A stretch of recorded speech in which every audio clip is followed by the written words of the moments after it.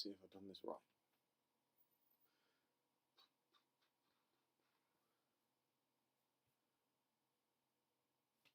I cannot see myself. Where am I? There I am. Right, well, I'm just going to sit here now and wait for people to come in, I suppose, because I don't really know what else to do right now. Yeah, it's just me. I suppose I've got to wait for people to come in. Well, I might as well, while I'm waiting for people, in case anyone does come in, I am unable to sleep, as my thing suggests. So I want to try and stay awake all night, to try and reset my body clock. So I figured I would do an impromptu live stream to keep myself occupied. I'm hoping people turn up, because the idea of this was to people to ask me questions, etc., that I could then answer. We'll see. I should probably put something on. Oh, hello! People are joining. Hello, thank you. Right. Can you just confirm that you guys can hear me? Because at the moment I am streaming and I haven't done a stream for a while, and I'm not sure if I've got everything set up. So can you guys let me know if you can hear what I'm saying? Because I am nicht sure if I'm doing this correctly. I really hope I am, because otherwise I've just gone through a lot of effort not to do anything. Yes, you can. Yes, you can hear me. Great. So, well, why can't I sleep? So, basically, again, I'm probably going to explain this for quite a bit. It's, as people may know, some of you may know, some of you may not, I have insomnia. I've had it for many, many years, and every now and again I try to stay up all night to just reset my body clock. I'm trying to pull an all-nighter tonight, and then go to bed tomorrow night or later this evening, as it's now today, and then reset my body clock, get a good night's sleep, wake up early. So it's a bit of a challenge, but I can usually tend to get through it, but it's usually around this time that I start to get a bit tired. So I thought I would do an impromptu live stream. I'm sitting here currently working on a figure. It's an Evil Dead figure, not a Doctor Who figure, for those curious. But basically, ask me anything. I am here to chat and to keep me, you guys can keep me occupied. And it's also, as well, doing a chat this late is, normally I would tend to do them during the day. Obviously, I don't have any problems during the day not sleeping. During the evening, right now, is when I have problems sleeping. So I appreciate that there are going to be lots of people who perhaps were hoping to catch this live stream. But again, it's, there's a reason that it is that it's happening now. But it does mean as well that a lot of people that usually tend to miss my normal live streams around perhaps other people who are around the world and things like that. It's a nice opportunity to get to chat to all of you guys if you're joining. So it'd be interesting to know where you're all from. Like I said, I'm happy to chat about anything. So while I'm waiting for any questions and things to come in, I suppose I will give a bit of update on current situation of my channel, because obviously that's information that people are going to be watching on a catch up or whatever. At present time, I am still away. I'm still on my break. It's been very nice. It has meant that I've obviously got lots of things sorted, etc. I've been working on doing my Without Fiction War Doctor story. I've been doing sort of another video on the 15th of every month, and I've been going through my backlog and getting things sorted. So at the moment, I am not planning to return this year, but I am planning on still doing my Christmas special as I usually would, and then probably around the New Year's time, I'm probably going to put up an announcement video, etc., about going ahead, going forward. But yeah, I am still planning to make a proper comeback to YouTube. Obviously, I think just with lockdown and everything going on, everyone's been a bit stressed and a bit, tense and things like that. And I think it has just been quite good to step back from YouTube for a bit. So, it is one of those things that I'm still very invested in. Obviously, I'm doing the live stream. Mix up some Miller Pup while I'm talking. I'm still doing the live stream, etc. So that's that's you know, proof that I'm still very invested in YouTube. Still got lots of backlog to go through. Still got lots of customs to put up. Still working on lots of other things. Got some interesting new projects lined up for the new year, which will be talked about more in the new year. Yeah, no, things are good on that front. It's, you know, it's been useful to have this break, but I am looking forward to sort of making a return in the new year, because it, as nice as it is to take a break from YouTube, I do enjoy it. I do enjoy doing YouTube, and it is one of those things that when I'm not doing it, there are times where I sort of sit there and I want to make. It's like I think, sit there, I think, oh, I want to make this video, I want to make that video, but then it just sort of gets to the point where I think I'm enjoying not having to do all the editing and everything that goes with it. That's the bit that I think most people who do YouTube can relate to. Is it's great when you've got great ideas for videos and everything like that, but then the actual process of actually making the video a lot of the time is fun, but then you've actually got the editing, the networking, etc. That's the bit that gets annoying. Yeah, that's pretty much all I've got to say on that front. Just thought I'd do that little update again for people watching and for people who may be tuning in later. Sorry, my eyes are going. My eyes aren't good. Oh, you mean like us across the pond? I do mean like you all across the pond. Where are people? Out of curiosity, those watching, where are you from? I'm interested to know. As I said, I'm here just to talk shit or just talk about anything. So by all means, ask me questions. It can be Doctor Who related. It doesn't have to be Doctor Who related. Literally ask me anything. I'm just here to chat and talk. So it's entirely up to you guys, you know. Otherwise, you're just going to sit there listening to me waffle on all the time, you know. I mean, this is the problem I have with live streams. Is whenever I'm doing a video normally, I have a script, and it's fine. It's great having a script because I can cut out the bits where I'm there, but you know, where I'm just waffling on or I make errors and things like that. But when I'm doing live streams, I don't know. Hello, Canada. I don't know. I don't know what I'm saying during live streams. I am awful without a script. Most of the time, my videos I end up with a string of outtakes longer than the actual finished video, and most of the time, my outtakes are me using some very colourful language, and that's why there's very few of my outtakes ever make the grade, because they would definitely get flagged for the use of language in them, because if I make a mistake, I will just constantly F and blinds, and I'll be annoyed at myself, which is why I think it's funny, if I ever did a fan film or I was ever in anyone else's fan film or anything like that, they would probably end up having about 30 minutes worth of outtakes of me just... what it would be, really, it would be me looking angry at myself and then just one constant long bleep, because you wouldn't be able to listen to any of it. Oh, why am I laughing at myself? I'm not even that funny. Right, what am I looking? I'm trying to find. So, for those interested, as I said, making a figure, Evil Dead figure, not Doctor Who. This is going to be, for those familiar with the Evil Dead games, this is going to be the Uber Deadite Ash from Evil Dead Regeneration, because I love the Evil Dead games. And I've already done a few more, but I'm really like the Deadite Ash from Regeneration, because he's really hench and weird looking as opposed to the normal Deadite Ash. So I'm using I think it started life as a Duke Nukem figure, and then I tried to make a pyramid head out of it and it didn't work. And I searched high and low to find this figure. I'm going to go off on a tangent now, because that's literally the point of what I'm doing. I'm just going to talk and ramble.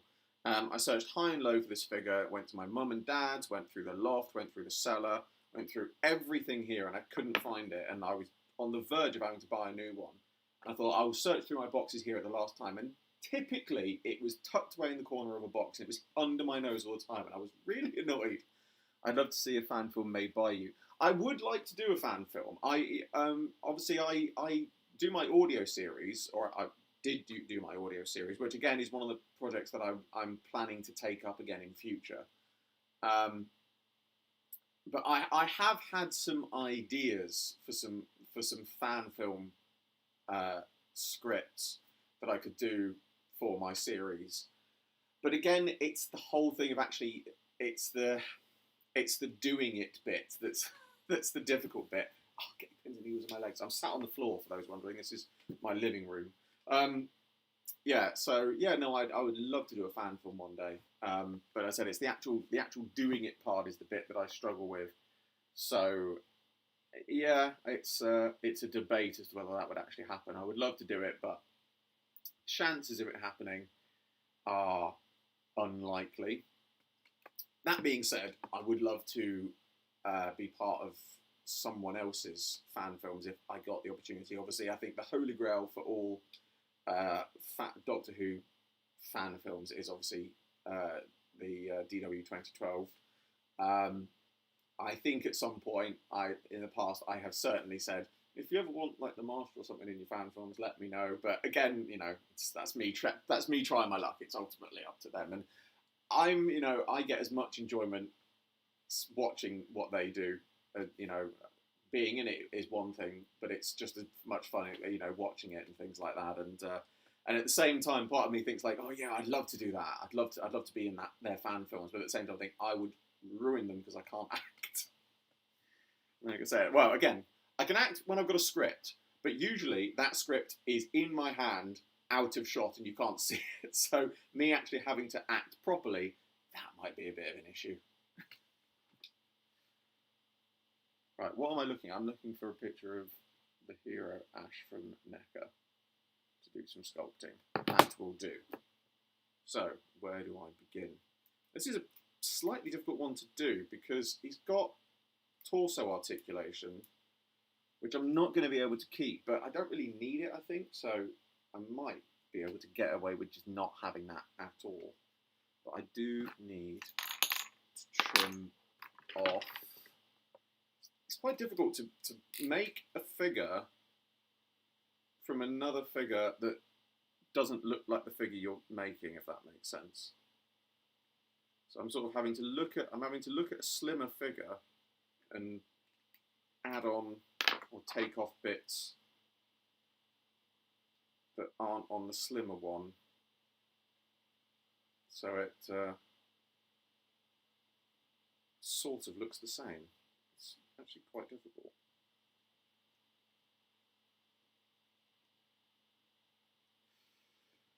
I have no idea how many people are watching. I'm barely looking at the screen anymore. I'd be surprised. I'm probably sat here talking to myself. Well, technically I am.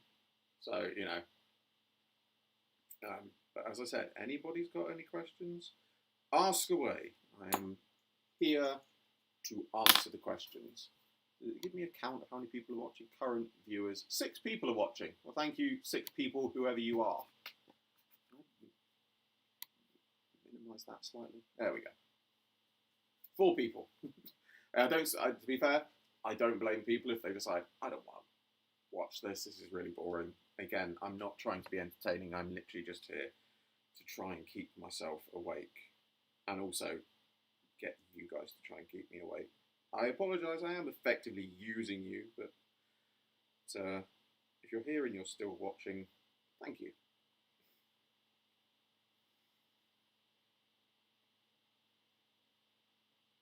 Awkward silence. I don't know what to say about this. What theory ideas do you wish to do in future? Good question. A lot. I don't really sort of. This is the thing with the theory ideas. I've got an entire list of them on my computer, but that's partly the reason why I write them down is because I can't remember what they are. And I get the amount of times where I think of a theory and I think that's really good. I should do that, and then I go to my list and I wrote it down like 6 months ago. So there's going to be things that I can think about in future, but there's a few that I'd like to tackle that I've already got them sort of in mind. But it's just, again, it's more sort of filling in like little narrative gaps. Off the top of my head, I'll tell you what, actually, one that is actually going to be my next one, I think. And the only reason I know it's my next one is because I've already planned on doing it. It is the true purpose of the Recon Dalek and explaining the continuity difference of why it is a bronze Dalek in the in the behind, in the painting sort of thing that they find, and why it then had an entirely new casing in the actual episode. That's what I'm doing. What other ones off the top of my head? Explaining the continuity of how this is one that actually I think this is one of those theories I think that you've either thought about or you've not thought about, and now you're gonna be thinking about it all the time. So I apologise. It's the continuity of how Amy and Rory could have seen their past selves in the Hungry Earth Cold Blood Silurian two-parter, and yet we know for a fact that that's 10 years in their future, but they didn't make it to 10 years in their future. Think about that one. I have got a theory on that, don't worry. That is, I am prepared to try and explain that to people, but that's one to try and wrap your head around. How did that work? Again, my theory works into the canon of what is known, but it is one of those theories that when you think about it, you think, yeah, actually, that doesn't make sense, because we know that they didn't make it that far into the future because that story's set at a particular time, and the future versions, as far as we know, work with the Doctor, so how did they get there? I have an idea. Worry not. No worries, only 10 over here in the States. I am terrible when it comes to I'm assuming that's 10 at night, not 10 in the morning. I'm terrible when it comes to working out time zones and things like that. I really have very little concept of time, which is a good thing, because I'm going to get to about 8 o'clock tomorrow morning, and it's going to feel like it's about 3 o'clock in the afternoon. And I actually realised the other day, again, I'm just rambling now, but I haven't got anything else to talk about. I realised the other day, what did I realise the other day? Train of thoughts just past the station. Love that phrase. It feels really weird just rambling on like this, but people are obviously interested to hear what I've got to say. Well, 3 of you are. Thank you, 3 of you. Anyway, where was I? Oh yeah, no, I realised the other day, I actually don't know how old I am. Like, if I worked it out, I could sit there and work it out. But, so off the top of my head, I think I'm 32, I think. That's off the top of my head. I think I'm around somewhere. I'm definitely. Wait, I know I'm not 35, but I know I'm older than 31. So I think I'm 32. So I was born in 1988. Oh shit! I hate doing mental maths. This will give you an idea of how long it would take me to work out mental maths. My maths is terrible. 1988, 2021, 88. Take off 2 years, so I'll be 30. So I'm 33. I'm a year out. So I'm a year out. I've actually heard a theory of a Series 7. Series 7A happens in reverse. I don't remember. I have heard that theory as well, and I've tried to add it up, and I can't make it make sense. Alternatively, I've also heard the theory that Series 7B happens before Series 7A, which again doesn't make sense, because the whole point of Series 7B is after he's lost the ponds. But no, I know there's other theories like that, that there are parts of the Doctor's life where his solo adventures happen after he's lost Amy, and earlier solo adventures happen after he's lost Amy and Rory, and it doesn't add up. It's one of those things, again, continuity wise, it doesn't make sense for me, which is a shame, because there are some really, really good theories out there for fan theories and things like that, and in a way, I mean, for me, as I said, a theory should adhere to as much continuity as possible. Obviously, it's impossible to adhere to all continuities because it won't add up that way. But it does, I have to say, that like I've heard people suggest fan theories, and part of me, I'm always in two minds depending on the theory, because there's times where they say things and I think that's such a brilliant idea, but on the other hand, it's like, but it doesn't, the canon, changes that. But at the end of the day, the canon is unique to everyone. I appreciate that everyone's got their own ideas of what is or isn't canon in Doctor Who, and I don't think there is a solid canon. simply because at the end of the day, it's a TV show. Continuities change, things change, and there's never going to be a strict continuity. I think once you realise that everyone has their own individual continuities, it's actually a lot more fun because you can adhere to what other people are saying. Hello, Dalek, BTS. You can adhere to, you don't have to adhere to what other people are saying. It's just that classic thing of you just sort of have to acknowledge, well, everyone's got their own ideas and opinions when it comes to the canon of the show, and none of them are right, none of them are wrong. We should all just get on. I have to say that that is one thing I will say, that having my little break from YouTube has put into perspective. And I'm not specifically not gonna go on a rant here because it would be so easy for me to do so. But obviously, I think we all, a lot of us can agree, that the Doctor Who fandom has its fair share of toxicity. And I will hold my hands up and admit that in my time, I have either knowingly or unknowingly contributed to that in my own way. And I, take it back if I could, but I can't. It happened. But my break from YouTube, it really has put into perspective some of the toxicity of it. And I just sort of realised that actually taking that step back from YouTube and Twitter and social media, it really has sort of had quite an impact, and I'm seeing things in a very different light, both good and bad. That's just the way it is. But it has given me, at the same time, it has given me a lot more sort of respect for the way things that, the way the fandom deals with things and does things. And also, it's given me a better understanding of how I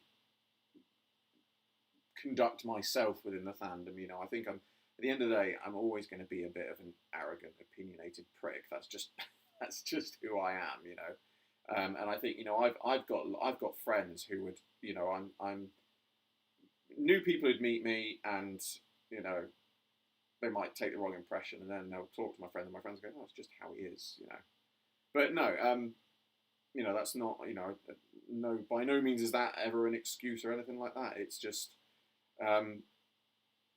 if you ever get really bothered by the toxicity of the fandom, which is the point I'm trying to make, I really would suggest just taking a break from it and taking a step. I'm not saying you have to remove yourself from the whole thing. I'm not saying that you have to stop reading and being a part of it, etc. It's. I think everyone just needs to sort of every once in a while take a step back, look at what's happening in it, and you sort of start to realise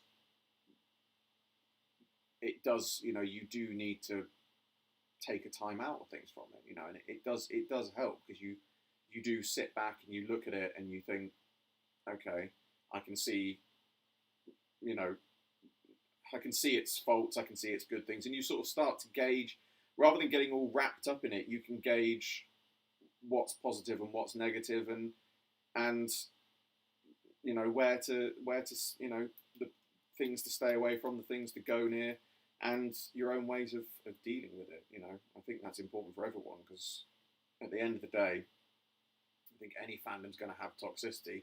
The Doctor Who fandom, I'm only using an example because it's my only sort of real experience of a fandom. But that's enough dribble from me on that front. It's just, it's quite nice to have a little moment of sincerity. Well, I'm not sincere in the first place, but it was nice to just talk about that without going on a rant. What questions have? Hello, how are you? I'm very well, thank you.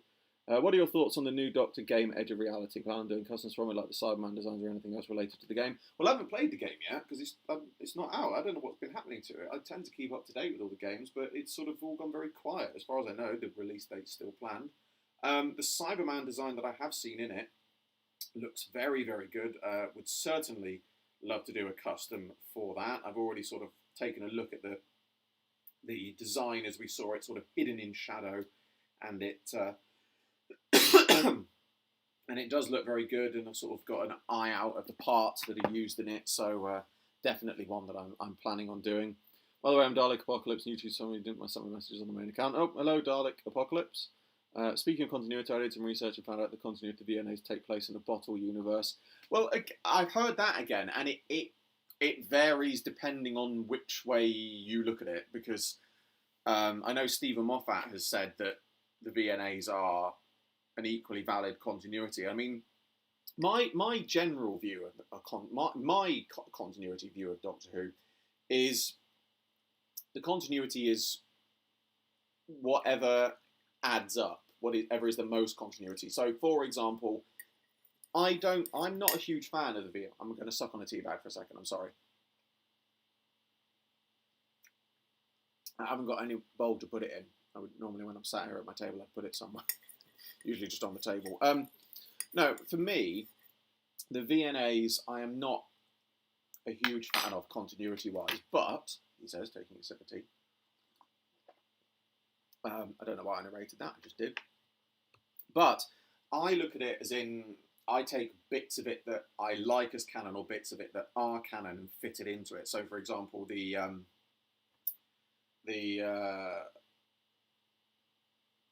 God, what's his name? I've forgotten his name now. Basil Rathbone, the master of his that appears in First Frontier, or the master that looked like Basil Rathbone in First Frontier. I take that as canon because I love it.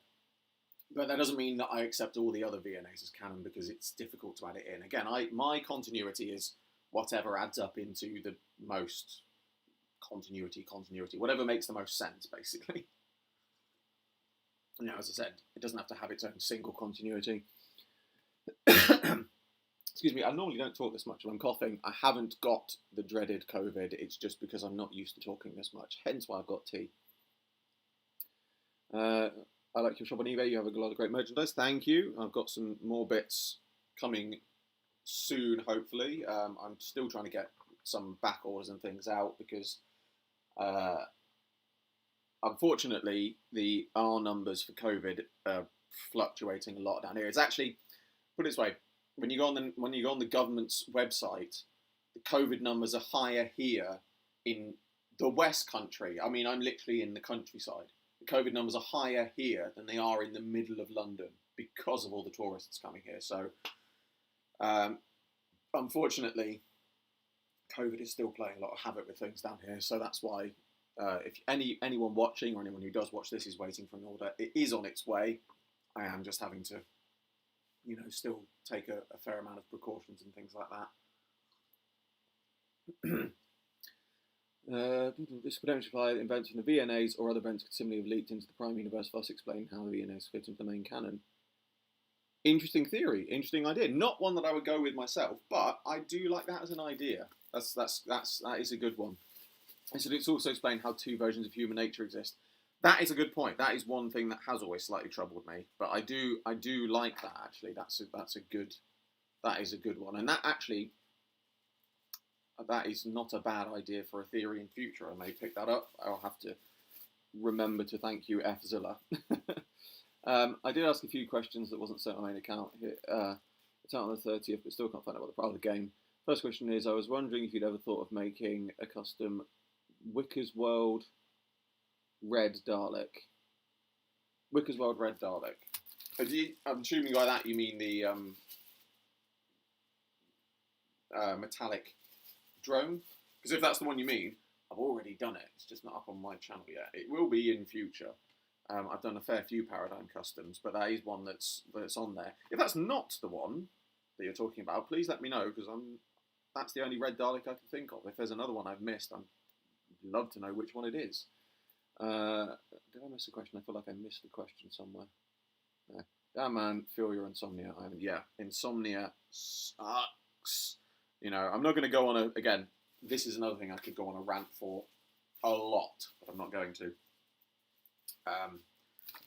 A lot of people do misunderstand insomnia. It's one of those things that, well, I say a lot of people misunderstand it. To be fair, science is still one of those things that can't really explain sleep. We don't know why we do it. We know it's of cause and effects, etc. Blah blah blah blah. But yeah, no, it's annoying because it's not just being a restless sleeper or taking ages to get to sleep. The only way I've ever been able to describe it's the inability to sleep, and it's incredibly difficult to describe that to somebody, because the only way I've ever been able to describe it is it's like you generally you never remember when you go to sleep. And the only way I can describe my insomnia is it's the fact that never happens to me. That's the weird thing, is you can never remember when the bit that you don't remember, I'm aware doesn't happen. It's really weird. And you just, like I said, I can be comfortable, I can be tired, and I can lie down, I put my head on the pillow, and boom, that's it. I'm still awake. You know, and it doesn't matter how long I lie there. I don't even drift off. You know, I don't do that falling thing or the twitching thing that people do when they sleep. I'm just awake. You know, as I am right now. And I appreciate I am sitting here drinking tea, but this is a aid to keep me up tonight. But I've gone through, I think, pretty much every conceivable home remedy tips that people have given me. The only thing, and I'm quite proud to admit this, the only thing that I have never tried for insomnia is having a joint at night. I do smoke. Don't smoke. Very bad for you. Do not smoke. The only thing I have not tried is having a joint, and that's simply because I don't want to.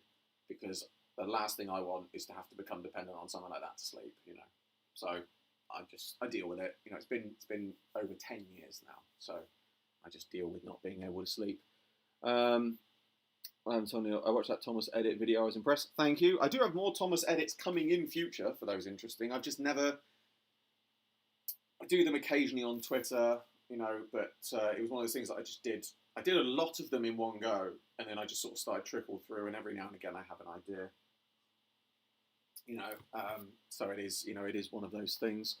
Are you interested in superhero comics? If so, what's your favourite character? I'm not really, if I'm perfectly honest. I've never gotten the whole superhero thing. Like, I mean, I like Iron Man and I like Deadpool as, you know, as films and things like that. But just the whole, you know, Avengers, multiverse, what is it, the phases and Endgame and all the different TV series and stuff like that.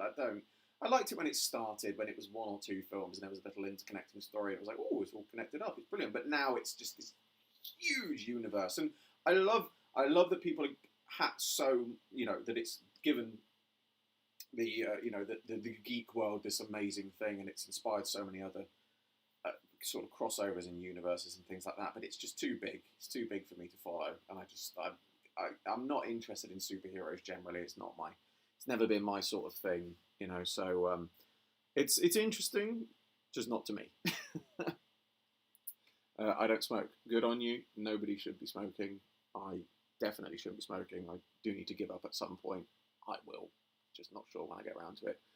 Thoughts on the five Doctors B&M set? That's all I've got to say on that front. When is your next live from the workshop? I'm not. Well, at the moment, I'm not sure, because obviously if there is another one coming next, it will be on the 15th, because I'm still on my schedule of doing something on the 1st and then something on the 15th. But I actually don't know off the top of my head what my next live from the workshop is going to be. I can tell you it will be on the 15th, but I don't know what it's going to be. I need to go through my archive. Possibly a master, maybe, for my You Will Obey Me series. I'm not sure yet. I'm just trying to think what other ones I've done recently. I've got a few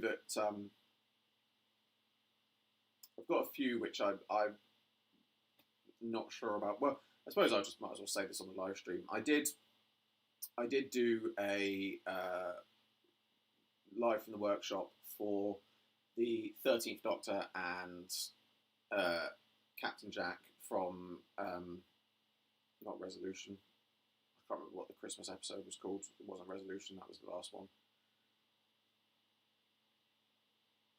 No, it's gone. Anyway, from that episode of them in their prison jumpsuits, obviously, I'm not going to go into my thoughts on this because it's just, there's no point. Everyone's covered everything already. Obviously, JB is not a particular fan favourite much anymore, so I've been debating whether putting that out, but I think I will. But I think the decision I've come to is I am going to put a disclaimer at the start saying this was made before etc. Because I've got a couple of other ones, again, a long time ago. It's been sat on my shelves for ages. It's been in the background of many of my videos. I did a custom of the James Dreyfus incarnation of the Master, the Big Finish one. Again, did it long before everything came out about him, and he made his rather very poor personal views known. And again, for that reason, I've postponed that, and I've postponed that, and I've postponed that. So again, at some point I would like to do it, but I will probably have to put it up with a disclaimer, because obviously I certainly don't want to be seen supporting, anyone's views that expresses like him. Trans lives do matter, because they are men, they are women, it doesn't make any difference. And so, I made that figure to complete my collection. As far as I'm concerned, that's what it's there for. At some point I would like to put it out, but we'll see. You've got to tread carefully with everything these days. I was impressed. Oh, I read that one. What's your favourite Thomas and Friends character? Don't really have one, if I'm perfectly honest. Anything that isn't from the new series. By new series, I mean the horrible post-CGI era. The CGI I could barely stand, but the new stuff looks... It's creepy. It's actually creepy. I don't like it. Let's not go there. That is rant territory. Let's stay away from there.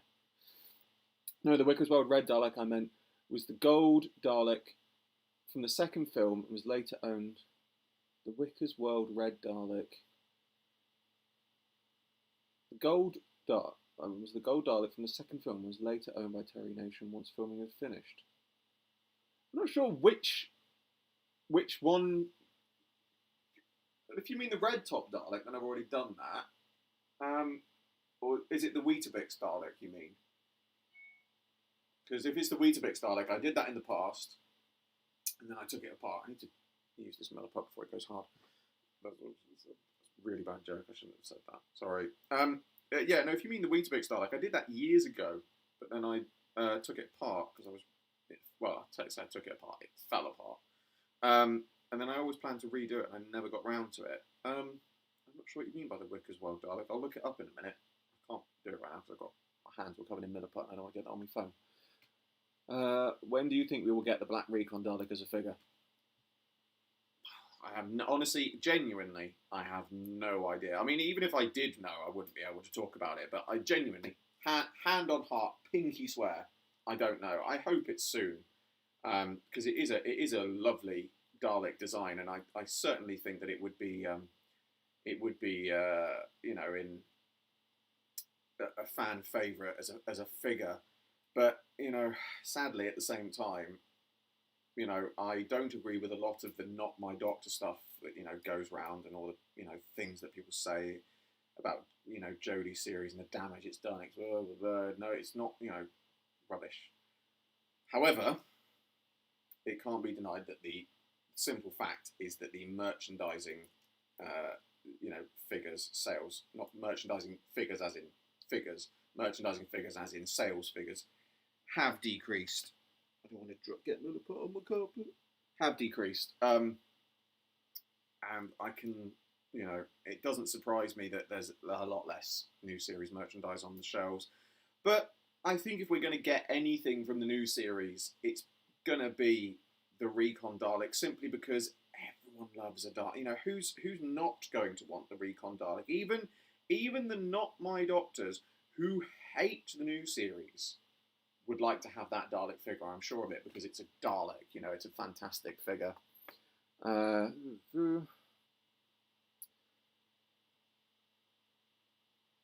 don't even think MR was that bad. I mean, Magic Railroad was.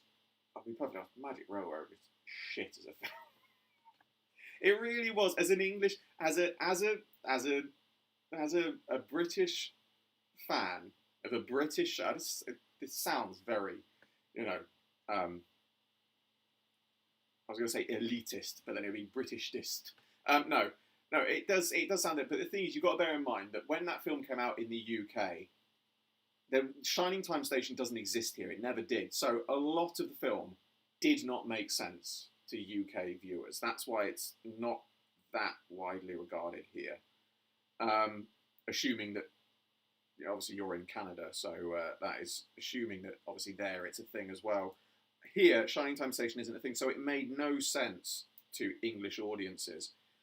But I have to give Magic Railroad a pass because I went to see that film with my granddad, who is no longer with us. He passed away many, many years ago, at least over 10 years now, anyway. Yeah, he passed away, but I went to see that film with him. And so, as much as I think it's a rubbish film, I love it for the nostalgia because it always reminds me of him. So, I'm not going to turn around and praise it as a film because I don't think it's that good of a film. But as far as a film goes, it's all right in my book, because it's a important memory for me. I would have to show you a picture on Twitter. Yes, I've got my phone right here. By all means, send me a picture on Twitter or Instagram, some message thing. Doctor Who could do with returning to the sort of camp colouring from the 1960s Daleks again. I think it's the modern design. I'd like the idea of a pale green Dalek. I hear the Daleks coming back. Daleks are always coming back. The chances of the Daleks not appearing in a series, even in a cameo role, I think it's very unlikely. I've never been a fan of green Daleks. I don't know why. They just don't appeal to me. But the idea of going back to more classic colours, I do agree with, because I think that they should go back to a sort of grey renegade, not classic in style. Keep the new series style, but I think it's time that the bronze did move over slightly, because it is very nice. And I am actually in the camp, I have to say, I think they should give the Paradigm Daleks another chance, because I did not like them when they first came out, and I know a lot of people still don't like them, but I'll be perfectly honest, they've grown on me a lot. I actually don't think that they're they're not as bad as I think the fans made them out to be. Once you'd the first versions, the Victory of the Daleks versions were poor. The bright colours didn't work, and they had the weird large humps at the back, although they had that weapons system that we never got to see. And then they came back in excuse me, again, haven't got COVID, just not used to talking as much. And we got this weapon system, and then they came back in Asylum, these wonderful metallic colours, and I think they never got a chance to shine. And I think it's a real shame. I'd definitely love to see the Paradigm Daleks make a comeback. Personally, I would actually love to see them make a comeback and finally get the Civil War story that has been a fan theory for a long time. But for those who may not know, because they didn't get to go to it, in the Doctor Who experience in the earlier years, the Matt Smith years, the Paradigm Daleks bit featured the Paradigm Daleks under attack from the Bronze Daleks, the Children of Davros, who were obviously with the Journey's End Daleks, and it implies that there was a battle between the two. Obviously, as we then saw the Bronze Daleks were still around later, it makes sense that they won, but from that comes the idea that the Paradigm Daleks were integrated into the Bronze Daleks as a sort of officer class. I would love to see that as a story actually fully fleshed out and done properly. Hey gang, hey Kerry Louise Henderson, thank you for joining. Hope you don't mind me sending you the images on Twitter DMs. I do not. I will have a look now. When my Twitter DMs come through. My Twitter takes some time to update at times. We'll see. Either way, I'll keep a lookout for them when they come through. I also wish Paradigm Daleks return. Yeah. I would love an overall big bad like the other this season, and them to be played by David Tennant. I'm not sure about the David Tennant bit, but I would like to see the sort of the other controversy cleared up, as it were, because I'm still of the camp that the other is still the Doctor, the Timeless Child, etc., all one and the same. But yeah, I would like to see some something like that. I don't want it completely written out exactly. You know, I don't want them to say that's how this is, that's how this is. I would like a bit of still mystery still to it. But even just the very simple things, like at some point, just show us a bit on Gallifrey where they're either creating new Time Lords or they're talking about new Time Lords, and they just mention the word looms. That's it. That's all I would like. You know, just a very, very simple thing like that. We still have no idea what the Eternal Dalek was all about. We don't, actually. And going back to what I said earlier, I do have a theory on that. I know that Stephen Moffat's theories were that was sort of, you know, the idea of it was a continua to continue the Dalek race, etc., which I think is brilliant. This is the Rick World's Red Dalek I was on about. Oh, that Dalek, right? No, I haven't. I haven't done that one. I think at some point I did consider doing it, but the reason that I didn't was because we basically sort of already had that with the Alpha Dalek from the Children of the Revolution ones. Obviously, he's got the larger dome lights, and the Wicker World's version's got the larger dome lights and the larger base. Yeah, if I ever come across a Alpha Dalek for spares or repairs, then I might do it. But just generally, it's not one that I've got on my list. But you know, I'm never say never. You know, I'm not against doing those you know, Daleks like that. It's always nice to hear more Dalek ideas, and you know, Dalek is a nice thing to do when I've got the time and the patience to do it, because obviously it does take a long time to do the spheres and everything. That's the difficult bit. Joking aside, the Daleks are overused. Oh, hang on a minute. I've skipped over a bit, sorry. I'm not really into having the Daleks every season. Classic Who did the right thing when they used them sparingly. Admittedly, they showed up a lot more in the 60s. Yeah, I kind of agree, you know, and that's one of the things I loved about Series 10, was that we got them in the first episode. They had that little cameo. The only thing I didn't like about that was A, that it was Daleks versus Movellans, and that should have been a full episode in its own right. But B, I think they really missed the trick by having the Dalek be a new series Dalek. If what they should have done is they should have gone hold of a classic prop and had a classic grey Dalek from Destiny or you know, slightly later on, you know, Resurrection sort of one, and given the implication that it's the same war. It's not the same war, it's not the same conflict as seen in Destiny of the Daleks, but this is a different planet, different battle, same war. I think they really missed the trick by not doing that, and I think it's a real shame. But that is something that I actually wouldn't mind seeing, even if they couldn't get an idea of how to do the new series Daleks and make them a different colour, and they were umming and ahhing, or they wanted to put you know, to give them a rest. Bring back the standard classic Renegades. Give us some more of the Imperial Daleks. You know, the actual classic ones, not new series ones in the old colours. Actual classic Daleks. Just give us those instead. I think that would be brilliant to see as a great callback. Because every Dalek we see is new series ones, and you know, it would be nice to see some more classic ones. You know, the fact that we got so many props in Asylum and The Witch's Familiar and The Magician's Apprentice, and that was it. You know, like, give us more classics. Bring back the classics. You know, I'd love to do with obviously Evil of the Daleks coming out soon, which I'm very much looking forward to. Give us an actual sequel. Show us what actually happened to the Emperor. I think it's been covered in the expanded media, but actually, you know, rebuild or just CG or model the you know, the destroyed Emperor, and give us a, you know, follow up to that. It'd be brilliant. Just sent the images, got them. I did talk about them. Yeah, looms would be good to see. I have weird visions when I read. Yeah, I mean, well, there's a point. I don't think I'd. Well, I say I wouldn't like to see the looms, but we kind of already have. For those who don't read the comics, Supremacy of the Cybermen shows us the looms, and they are these sort of cylindrical tube. They're not like a loom in the conventional, you know, weaving sense. They are a loom in a sense of they're a cylindrical tube with tubes and wires and things going in them.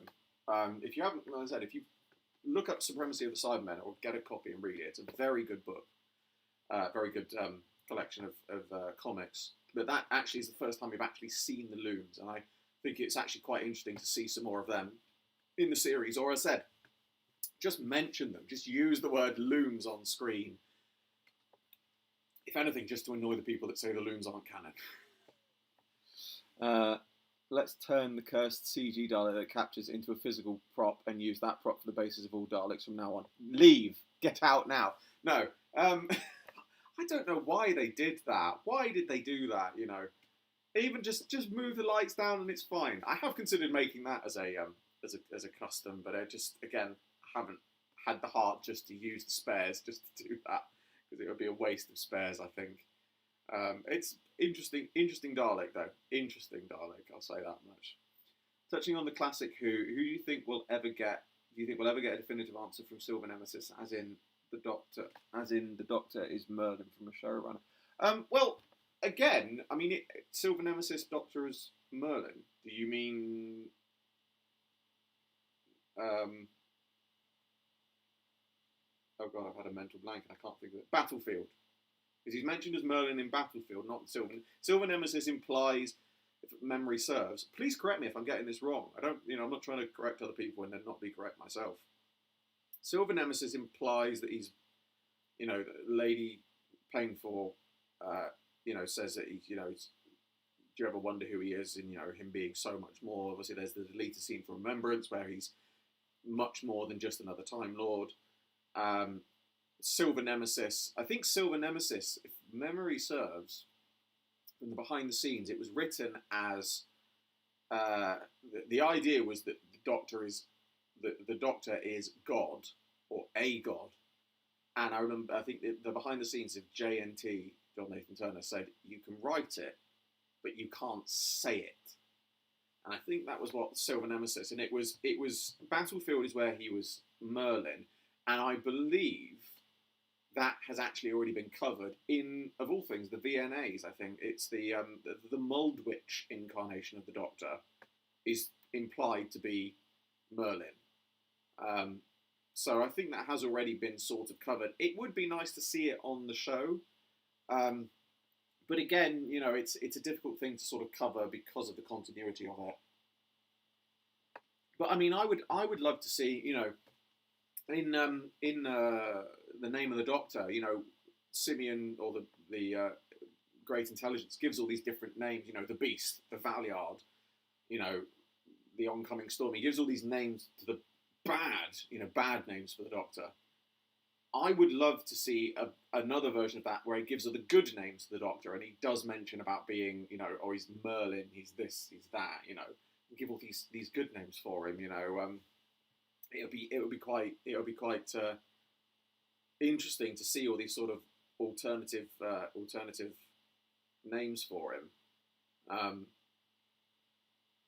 I was about to say something about my Without Choice, but I don't want to say it because I can't remember which chapter it's in, and it might not be out yet. But there's a name for the Doctor where it's not the Time Lord Victorious, but it's a reference to the Time Lord Victorious. It's given him a little extra name. I'm quite proud of it. It's such a cheesy line, but I love it. As I apologise, no, don't apologise. I'm not here to try and correct people. I'm happy to give the information. I was about to say I'm a wealth of information, but that sounds really big. I just mean I just remember facts and things. So it's just what I do. Silver Nemesis does imply the Doctor was a god. Well, I think it's open to interpret. It does imply he's something, and it does sort of imply that he has. I think it implies that he is god-like or has godly powers. I don't necessarily say it implies he is a god outright, because again, I don't think it's ever said, because they said you can't say it. You can write it, but you can't say it. Favourite classic Wilderness Years Cyberman story piece of media. Tomb and Cyberman and Killing Ground have a soft spot in my heart, which is ironic when it comes to talking about Cyberman stories. Classic Wilderness Years Cyberman stories. I mean, Real Time's very good, I have to say. I do like Real Time, but I don't really have I don't think I've ever really sort of explored the Wilderness Years that well. It's not true to say I have, because I've got quite a few novels and I've got obviously comics and things like that. But it's tricky because the Wilderness Years is so vast that it's hard to pick a favourite when you've barely scratched the surface of it. Off the top of my head, I would have to say Real Time. But I prefer Supremacy of the Cyberman to Real Time. Obviously, that's a new series thing. So, again, I think it's subjective to each person. You know, I don't necessarily have a favourite. And even if I do have a favourite, it generally ends up changing, you know, and it's one of those things. Actually, I tend to find that people say, you know, who's your favourite, you know, top 10 doctors, your favourite doctor, your favourite whatever, you know, favourite master, and it changes. I mean, you know, half the time I think, oh, I love David Tennant because I love the 10th Doctor because he was my Doctor in the sense of, you know, I saw old episodes of Doctor Who repeats and things like that, but and I saw Christopher Eccleston, but I really got into it when David Tennant came along. But then I sort of think, but I love the darkness. I love the cheeky. I love the cheekiness of the, you know, clumsy clownness of the second Doctor. But then I think, but I love the darkness of the sixth Doctor, and it's really hard to choose. It's really, really hard to choose. So I don't know when it comes to sort of favourite things. It changes. McCoy's my first Doctor. I haven't really watched his run in a good while. I need to watch some more classic Doctor Who. I've got it all, and I've seen it all at least once, but it's just one of those things I sort of sit there and think, yeah, I should watch it, because I usually end up just watching the same stuff over and over again otherwise. I sit there just watching random YouTube videos and think, oh, just put some classic Doctor Who on, just watch that instead. I'm glad it doesn't imply the Doctor was no, I'm going to stop myself there or else I'll be complaining. Well, everyone's open to their interpretations, assuming that I get the idea of where that's going, but we'll see. What do you think makes a good Dalek story? Well, Daleks, obviously. What do I think makes a good Dalek story? I don't know. That is a very good question, and I'm going to go and I'm going to think about that. I'll be back in a second. I'm going to go and make a cup of tea, another cup of tea, because I finished this one, and I'm going to have a think about that, and I'll give you an answer when I come back. My knees. You can hear that, can't you? You can hear me complaining about my knees.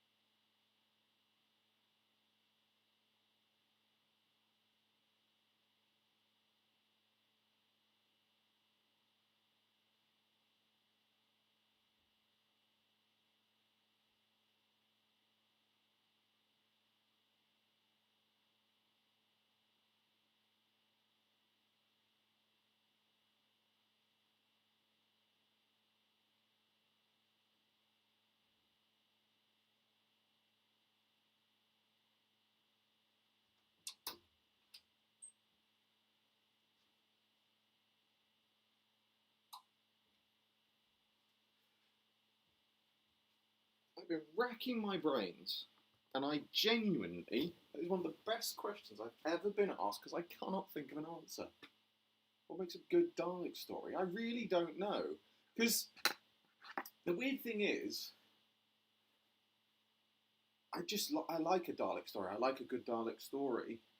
But in terms of what makes a good Dalek story, in terms of what makes a good Dalek story, I mean, Davros, I like Davros being in it, and maybe a unique Dalek of some kind, you know, special weapons Dalek, Supreme Dalek, you know. I don't really know, I really don't know. It's a really, really good question.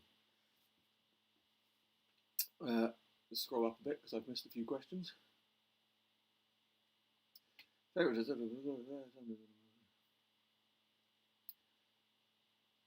you ever considered doing custom creations for people, and if so, what sort of things would you prefer to work on? Well, yes, I've considered it.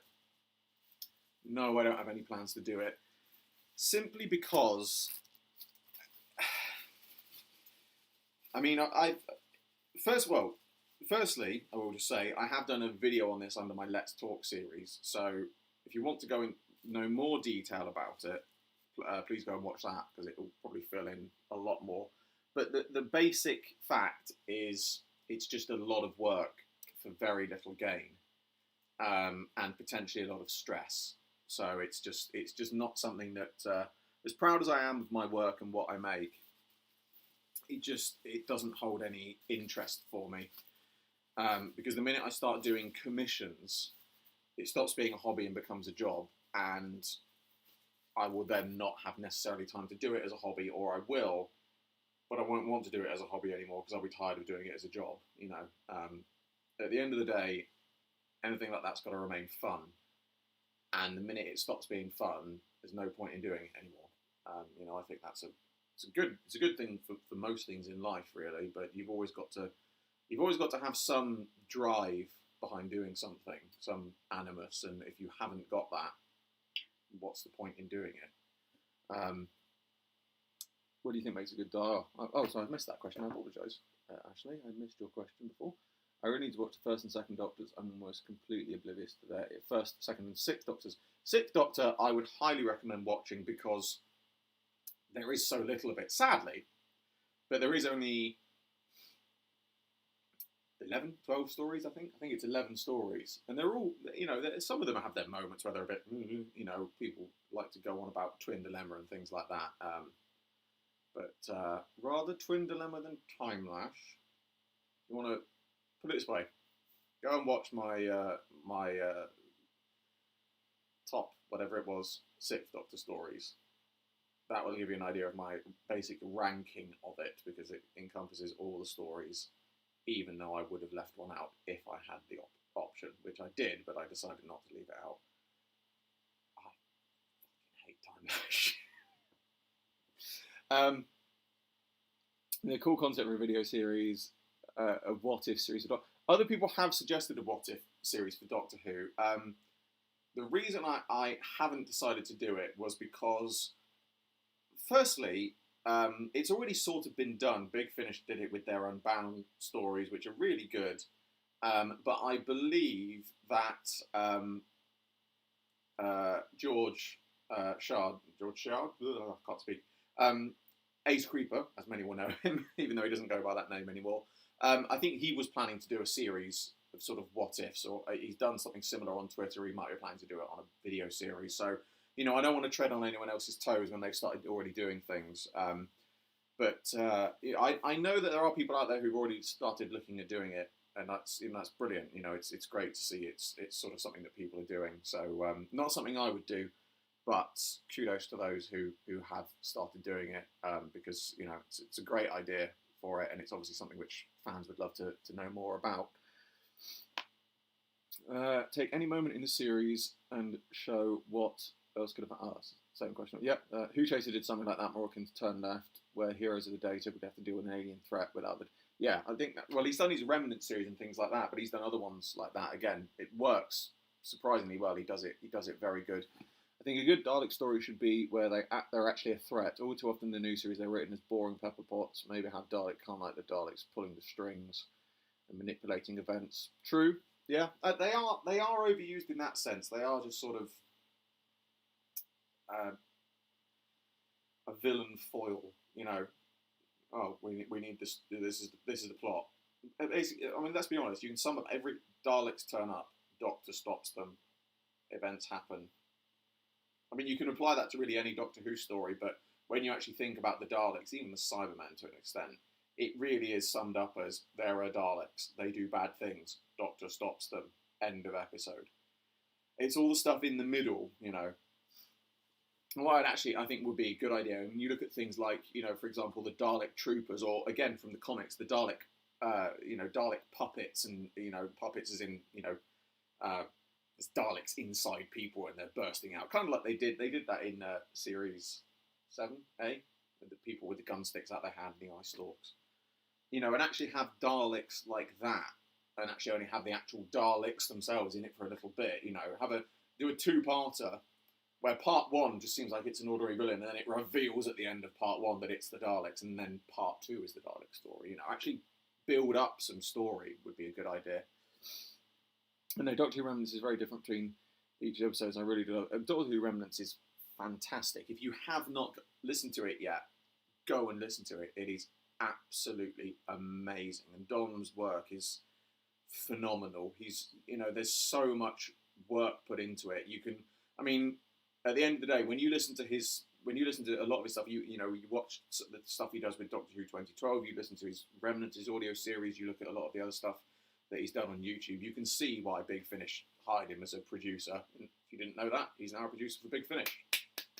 Well, that was really condescending. I was meant to be really enthusiastic. Well done to him, But it's, Doctor Who Remnants is absolutely sterling. Definitely go and listen to it. Definitely go and listen to it if you haven't heard it yet. It's well worth the time. I've got to try and get some sleep, but good luck with the rest of the team. Good luck. Get some sleep. I don't know why I'm saying good luck to you. I'm the one with insomnia, but sleep well. I think my two ideal ingredients for a Dalek story is they're in a threatening position of power and their plan is either dark or bold or straight whack like Resurrection and Revelation. Again, good idea, but you can kind of boil down every Dalek story like that in some way. They're either it's dark or it's wacky. You look at it like the classic thing of one of the things I love is in Journey's, is it Journey's End or Stolen Earth? I think it's a Stolen Earth. And there's that moment when the Doctor sort of starts to realise it's the Daleks, and he's like, someone tried to move the Earth once before, and it's quite dramatic, serious sounding. Somebody moved the Earth, and then they find out it's the Daleks, and the fans who are not necessarily familiar with the new series, the classic series, think, oh my god, the Daleks moving the Earth, it's amazing. And then you sort of realise when you've seen the classic, when you've seen Dalek Invasion of Earth, you realise, yeah, they tried to move the Earth. What was the point of that? I know the idea was they were trying to pilot the Earth as some giant spaceship, but you think, why? Why did they think that was why did they do it? And why are they doing it again? It does have its moments like that, which is quite fun. What's your least favourite Big Finish story? I don't really like picking least favourites because I like different things for different reasons, and it's difficult to pick up a least favourite because I don't really have a least favourite of something, I like different things for different reasons, and I have to say, I think there isn't really, as much as, for example, I joke about hating Time Lash, but it's my least liked story. It's not, it's not a bad story. It's very popular among many people. It's just, I'm not one of them. And I think when it comes to, Big Finish, there's so much of it to be explored that I don't think I've got a least favourite, simply because I haven't heard a lot of it. There's huge amounts of Big Finish that I have yet to listen to myself. So I honestly can't say I have a least favourite because I haven't even scratched the surface of it to be able to pick a least favourite, at the end of the day, I as someone who grew up listening to audiobooks and things like that, I mean, I love Big Finish, and I thoroughly urge anyone to listen to it. I mean, I know, like, I know, and that's just why I'm on the subject of Big Finish. I know a lot of people go on about Big Finish doing, you know, animations of their stories and things like that, because a lot of people don't get on with audio. Animations, I mean, that would be great. It would be great, let's be honest. It would be lovely to see Big Finish animations or a limited Big Finish series, but let's also be honest, it's not going to happen because of the amount of budget. So my alternative proposal to that would be Big Finish novelizations, because everybody can get on with a book. Not everyone likes to read a lot, but it's a lot easier to, you know, everyone listening to an audio series. I can understand why some people find it hard to visualize what's going on, and it's, you know, that's perfectly understandable, but it's very rare that you find people who don't enjoy reading books. And I don't mean, when I say don't enjoy reading books, I don't mean, you know, people who sit there and read tons and tons and tons of books. I mean just people who sit there and go, I don't read books at all. You know, at some point, everyone's read a book they've enjoyed. Maybe it hasn't happened to you yet. It will at some point. But I think Big Finish novelizations would be a really good way to go. Much better than, not necessarily better than animation, but still as wide-reaching as an animation, I think, you know, and it would be a good way to expand their stories as well. You know, there's probably a lot that gets cut out of their scripts and things they don't have the time to do. And it would be a great way of filling that in and putting it back into the main story. Where are we now? I lose track, sorry. I thoroughly enjoyed the time of the Rhino Days. Just thinking of a possible what if episode of Doctor Who. What if the Doctor cut the wire and genesis of the Daleks? I think they may have covered that in the expanded media at some point. I could be wrong.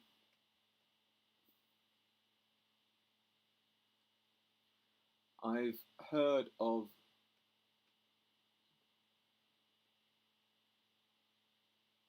I don't know what that is. There's incredibly underrated Doctor Who series on YouTube. What if Doctor Who wasn't acts created by the Doctor Who? That's quite expansive. It has its own weeklies, but not beautiful. I think I watched bits of that. I don't think I've watched it all the way through. But what I again have seen is very interesting and informative, I have to say. Again, one of those things I should probably sit there and actually take the time out to sit and watch at some point. But again, I end up just deciding to watch the same old things over and over again. No, I really should make an effort to watch more. I do watch a fair amount of fan content, but at the same time, I don't necessarily like to watch too much fan content because I don't want to watch something and then think, oh, I should have done that, or I should do this, because I like my fan content to be try and make it fairly unique, which is difficult in the world of Doctor Who content creation as it is. So I don't like to watch too much because if I do, I'm then going to be constantly paranoid that I'm copying it in some way.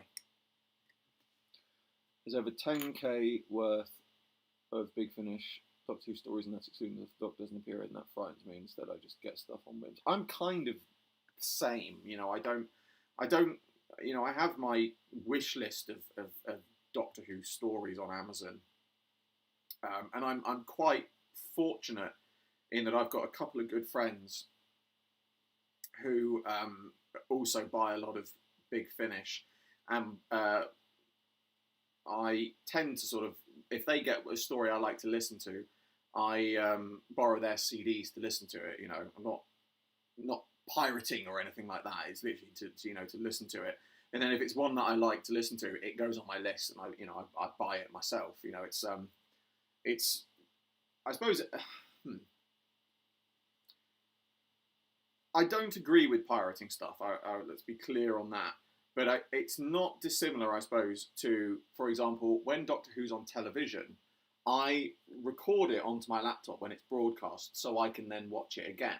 Now, I don't upload it anywhere, obviously, so I don't pirate it in that sense. Obviously, I am recording it, but it's no different to recording things on a VHS for people as old as me.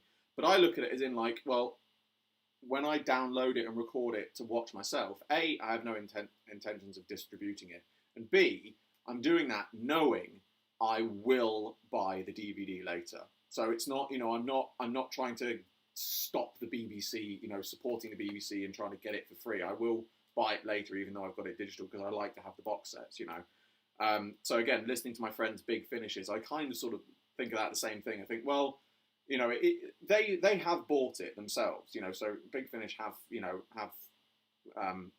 made their money on that, and then they are just lending it to me. I give it back to them, and I don't, I said I don't pirate it as such. I don't pirate it, at all. But again, if I like it and I listen to it, then I will buy it, because it's the least I can do to support the company who've produced something that, this is something that I like. I've listened to, I liked it. Why would I not support the company that have made it by buying my own copy? It's it stands to reason. It's important to support companies like that make things, which is why I like to buy the CDs. I know it's there's the debate of it being digital, etc. But I like physical copies, and at the end of the day, buying a physical copy of a Big Finish, it means a bit more money for them, to cover their production costs and things like that. And again, I think it's a fair exchange. There's a reflection on my TV up there keeps catching my eye, and I keep thinking it's a huge spider. Personal joke I have for the Dalek invasion of Earth is the main reason why the Daleks wanted to move the Earth is so they could turn it into a big travelling wine bar. It's definitely got to be a personal joke, because you've completely lost me there. It's funny, but I don't know why it's funny. I mean, it is atrocious. Even Peter Davidson hated recording it. Oh, it's a Big Fin. Okay, I was going to say I didn't recognise the name as a story. I thought it was a television story or some spin-off. I have to say, I was almost afraid to pronounce this. I've watched enough fail videos to see people reading things on their streams, and it's very, very dubious things they read out. So I make a point of, don't read out anything that I can't pronounce, or at least read it to myself before I read it out loud. I haven't started any of the expanded universe yet. Which Big Finish production would be best to start with? I would recommend starting with Blood of the Daleks for Big Finish, because it's the start of the sort of the Eighth Doctor stories. And personally, it was my jumping on point, and I think it's probably the best jumping on point for Big Finish, because it is so easy to understand. You're put on the same level as the companion, Lucy Miller. That's her first story. And it's basically, minor spoiler alert, she appears in the TARDIS, meets the Eighth Doctor. You already know who the Eighth Doctor is. You already know what his TARDIS is. She meets him for the first time. You are essentially put in her shoes. You get the basic premise of it, but it's a great way to start an audio. And, it's definitely one that's, I think is the best jumping on point, because you don't, as long as you know what Doctor Who is and how Doctor Who works as a narrative universe, you don't need any formal knowledge of audios or anything to enjoy Blood of the Daleks, and it's a good jumping on place to start. I know some people have recommend things like Dark Eyes.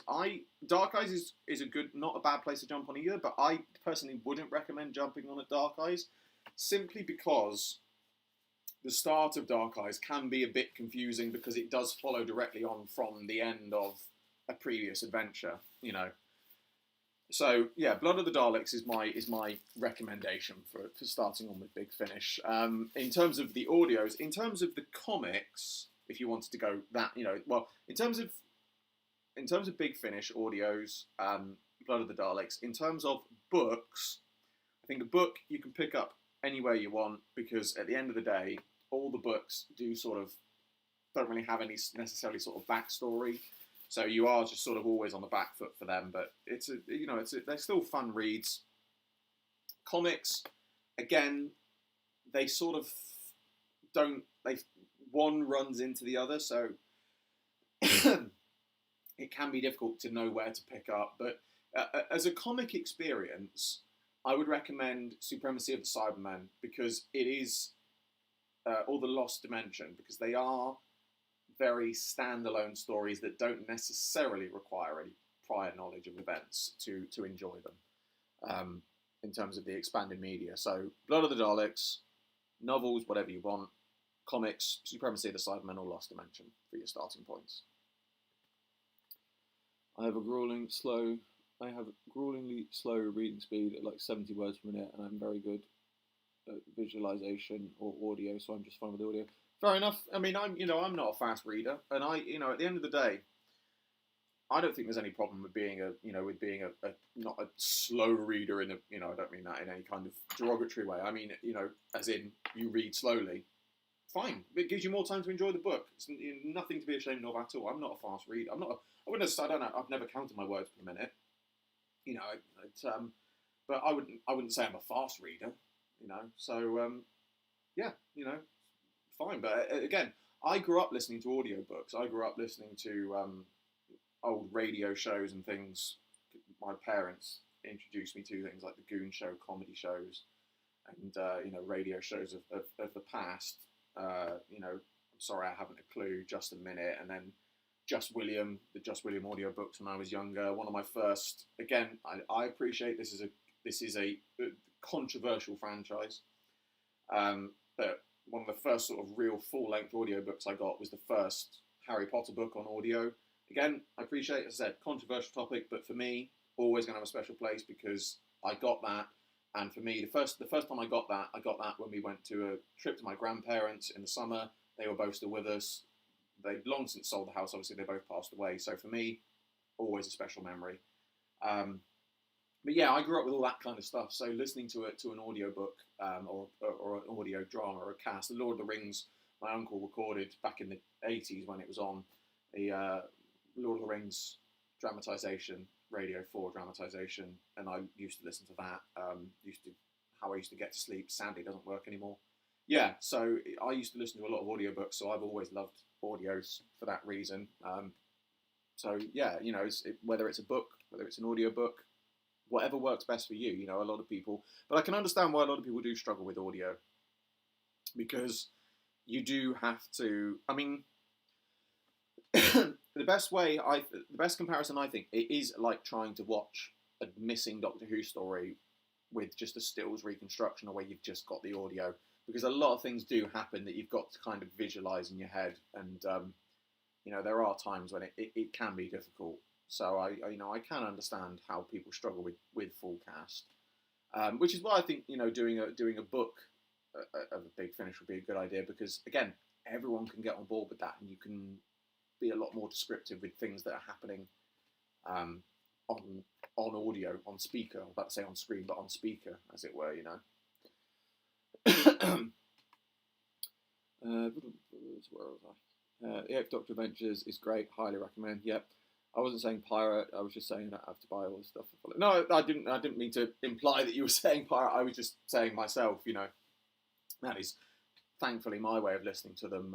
Again, don't pirate things. Please do support where you can, because I know that it's. I know that people like to have things on demand and everything like that, but at the end of the day, it's important to support. The people that make this stuff, because if they want to continue if you want them to continue making it, you've got to be able to show them as interest. And by pirating it, they don't get that interest, or they do, but it doesn't net them any profit or any money to continue doing it in future. Have you ever met any of the actors or actresses that? Have you ever met? Can't speak. Have you ever met any of the actors or actresses that played the Doctor? I have not. I have. Yeah, I have. I am.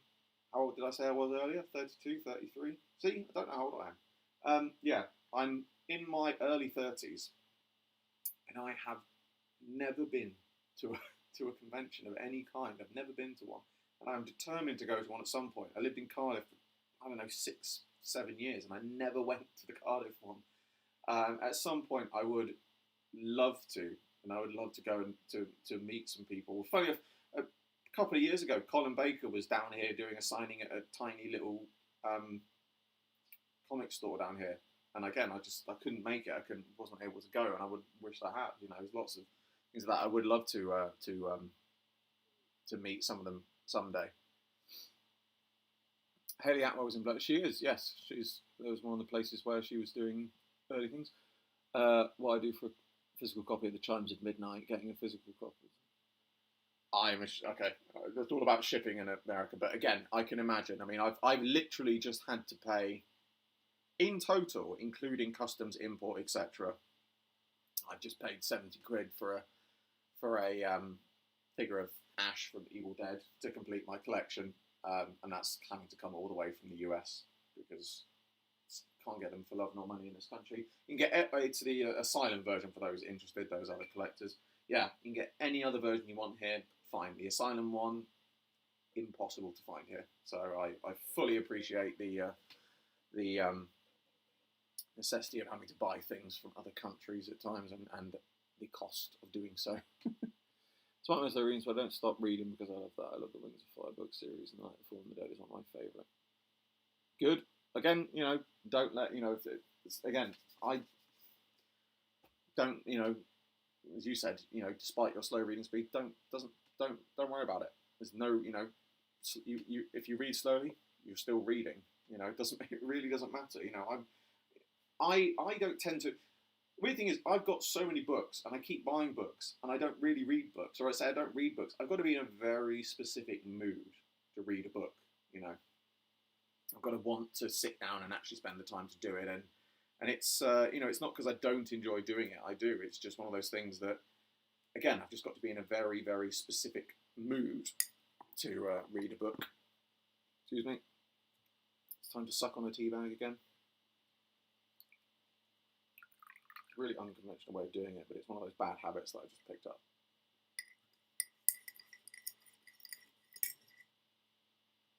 And it stopped it going everywhere.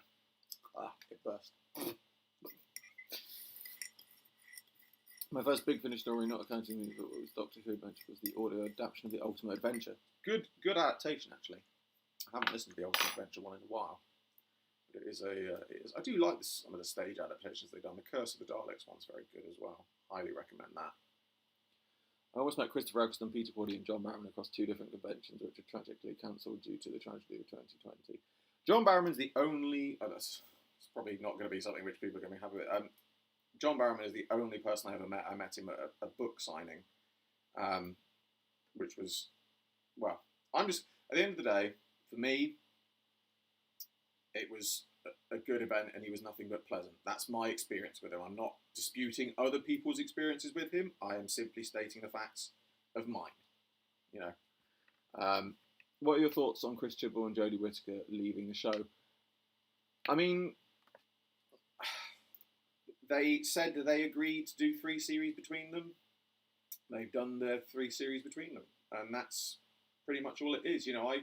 I haven't got any problem. I'm not a fan of all of the decisions that Chibnall made and the directions that he took things in, but I've still enjoyed the series. I think Jodie has been absolutely fantastic as the Doctor, and I certainly hope that one day she goes over to Big Finish to carry on. I really think that her characterisation is something really good. It was something which was, again, long overdue for the programme because it's something that's been talked about since the 1960s. So, contrary to what a lot of people say, it's not a new concept. And, obviously we've had other female doctors in both Big Finish and, the comedy sketches and things like that. So, yeah, I think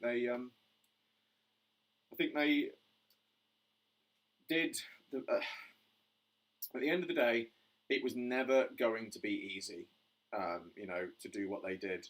And taking that into account, I think they did it superbly. And I really do think that they made something special and something which, to those people that did enjoy it and that still do enjoy it and will continue to enjoy it in future rewatching it, I think they've done them, us, because I consider myself one of them, they've done us proud, and I know a lot of people will probably thinking or hoping that I might have something negative to say, but I really don't. I've got my differences of opinions of some of the things that Chibnall's done and things like that, but hey ho, that's television for you. You can't please everyone, and I think they've done a superb job. So if they leave on the note that they wanted to leave on and they're happy with what they've done, for the series, then that's what's important. Because at the end of the day, contrary to how they like to think of it at times, the fans don't own the series. The fans don't dictate the series, the direction the series goes in. You know, I'm sure many of them would like to. I'm sure, you know, I've made jokes a bit on my time of what I would do if I was showrunner, but I think it's proven, if anything, that we're looking at things like I really shouldn't be showrunner, because I really would ruin it, and I would do exactly what they've done. I would want to do everything that I wanted to do with the series, and people would hate it. So, what are you going to do? It's taking a bit longer than I thought, but I'm quite glad I'm finally doing it, because otherwise I never would have got it done. It's giving me an excuse to do it, sitting here talking. It's like 80% of the Doctor Who actors. I really can't speak. I wish 80% of the Doctor actors didn't take the 3-year rule, like Troughton said. So seriously, I mean, at the end of the day, I think it's fair to say we would all love for them to stay longer. We would all love for them to stay for perhaps as long as Tom Baker did. But the simple fact is the series is produced in a different way now as it was to then. You know, they have other things that I'm sure they want to do. You've got to remember when Tom Baker was doing it, television was still not in its infancy, but it was still a sort of fairly newish concept in terms of, you know, producing shows and things like that. You know, it was the 70s and the 80s. You know, it's times have changed, and television's changed along with it. And the way programs are made, the way that actors work and what they do has obviously changed as well. And I think it's don't wish to imply this is what you're saying at all. But I think we as fans need to realise that we just need to let them get on with their jobs. You know, we can turn around and say, oh, I wish you'd stay. You know, nothing wrong with turning around and going, I wish they'd do this, I wish they'd do that. Fine. Everyone can have their hopes. I don't agree with it. And this, again, you're not saying this, so I'm not saying this with you. You're saying, I wish, which is fine, you know. But it's when people turn around and go, they should do this, they should do that. No, because it's not your choice, it's theirs. They're the ones putting in the work. They're the ones getting up at God knows what hour to film things while let's be honest, we're sat on our asses, sitting there watching them, then complaining about the series like we own it. We're sat there saying, oh, I don't like that, I don't like this. Well, that's, you know, that's your opinion, man. You know, I think that, as I said before, I think that we as fans need to accept that we don't own the series, and we should be happy with what we get, because the series is for everyone. It's not for the individual consumer, which sadly I think a lot of fans on both sides think that they have some sort of ownership over it because they watch it and because they're a fan. Again, I stress to add, I appreciate that that's not what you are saying, you know, and I'm glad that the way that you're putting it is understanding. Yeah, you're understanding the way I put it, but it is, you know, it is one of those things. And as you rightly have just said, Tom Baker did try to leave, but was encouraged to stay because of his popularity. That's very unfair on him, you know. And when you look at a lot of the behind-the-scenes stuff, I think that contributed to a lot of his, for lack of a better way of putting it, behind-the-scenes behaviour. You know, he was very temperamental on set. You know, he used to get very pent up and angry, and even, you know, he admits obviously on some things that he says, you know, he got a bit pompous and blown up like it was his show. But at the same time, you can tell he doesn't really want to be there at that point. You know, he wants to move on and do other things, and he's forced to stay in that sense, or at the very least, you know, he's at a position where he perhaps couldn't afford to take on other things. So I think you know, I think it's not a bad thing to want doctors to stay longer, but I think it's good to accept and expect that they probably won't. You know, because if you start to sort of hope and think that they should, then again, it's at that point you're concerned with what you want as a fan rather than what is best for the actors and or the show, you know, actors and actresses and or the show. Again, my opinion, I could be wrong, just stating things the way I am and talking absolute dribble.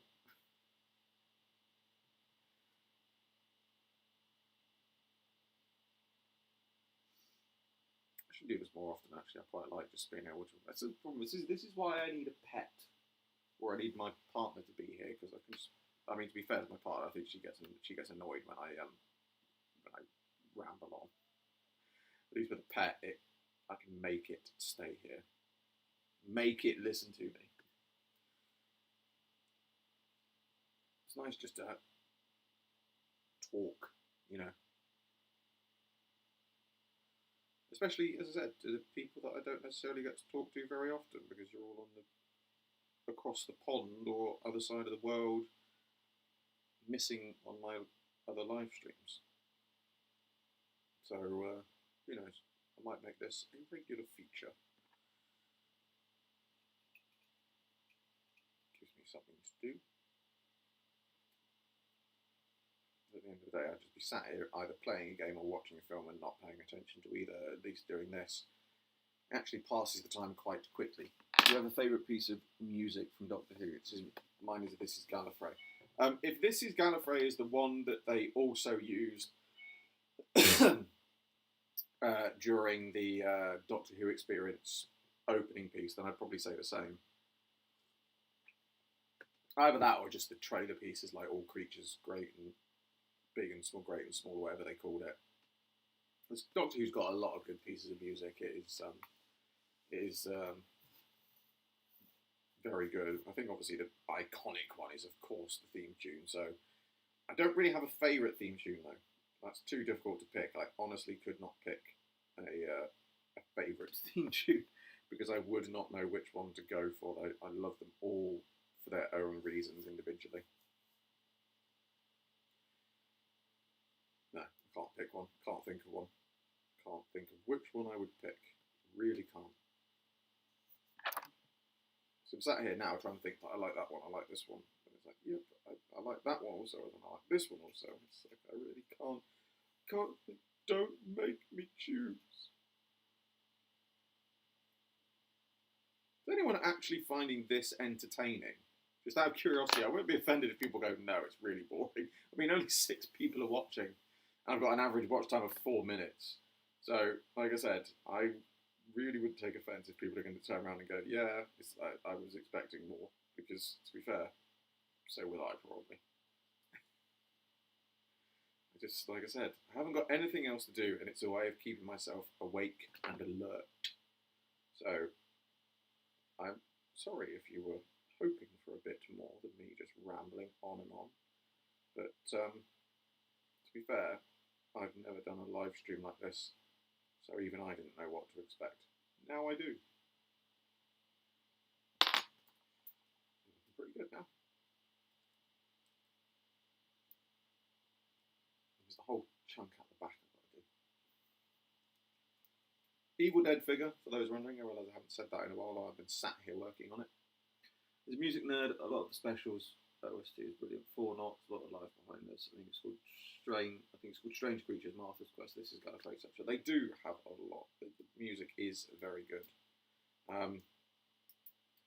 One of the things that pieces of music I really love, and it's a shame that I don't think it's ever appeared on any of the soundtracks, or more specifically the Series 4 soundtrack. I loved the soundtrack to Time Crash. Because it's got a sort of synth vibe to it, because it's the 5th Doctor. And I loved that. I thought it was absolutely brilliant, and I wish that they released that on a soundtrack, because I thought it was absolutely fantastic. Who would you want to be the next Doctor showrunner? I don't really know, to be honest. I'm fairly easy. Doctor, I don't really have anyone specific in mind, just purely because again, whoever it is, I will still watch it. Showrunner, again, kind of the same thing. Don't have a specific person in mind, but that being said, I really think that Mallory Blackman would be really good. I think we've had a female Doctor. I genuinely think a female showrunner now would be a good idea. And just from her past work on the show, I think Mallory Blackman is a fine choice for the next showrunner, and I would certainly like to see her pick up the showrunner helm, because I really do think that she'd do a superb job. You know, as I say, given her past record on the series, I think she would do it proud. She really, really would. I personally thoroughly enjoy streams with smaller creators where there's space to breathe and interact with the chat and even keep up a conversation. I try. Smaller creator, how dare you? I've got 10,000 subscribers now. No, I know what you mean. Yeah, no, I do. I get that. No, I like that. To be fair, I still think of myself as a small, you know, I don't consider myself a big creator at all. You know, I let my view count and subscriber count arrogance go to my head at times. I think that is one of my faults. But no, you know, at the end of the day, I still consider what I do on YouTube a hobby. You know, I don't consider it a job. I make a little bit of money from it, but not a lot. But just generally, it is a job, and it's not a job. Sorry, it's a hobby, and I lucked out. You know, I never. I say this all the time whenever I do like an anniversary or a celebration thing. I never expected my channel to get where it is today, and certainly not have all the opportunities I did. And it's just, you know, it's luck. It really is luck, and that's kind of why I like doing these live streams, because they take a while to set up, and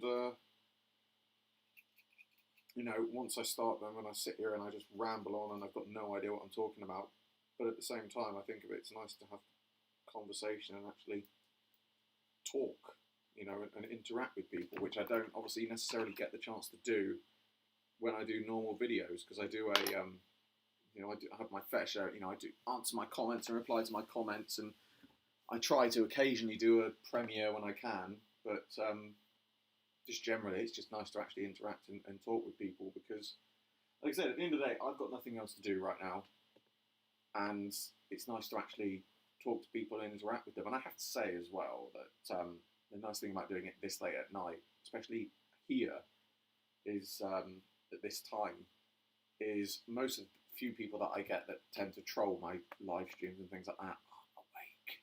So, you know, I get to actually speak to the nice people. Not that the people who aren't normally there are nice as well, but so far, no trolls. Just nice people to talk to. Thank you all. Again, why am I doing the condescending clapping? Vinay Patel, actually, yes, he would be a very good Showrunner. Nicholas Briggs is another one that actually pops up quite a lot, and I'm in two minds about that, because I think he would make a fabulous showrunner. He would do the series absolute justice, but I actually would like to see him write and direct some more episodes before doing being a showrunner, because it's not that he doesn't have the talent to do it. I absolutely think he does, but I think between the work he does with Big Finish and everything else, I'm slightly dubious as to whether he would necessarily be able to give it his full commitment. I wouldn't want Big Finish to suffer because he's working on the series as a whole, because you know he would put 100% into both of them.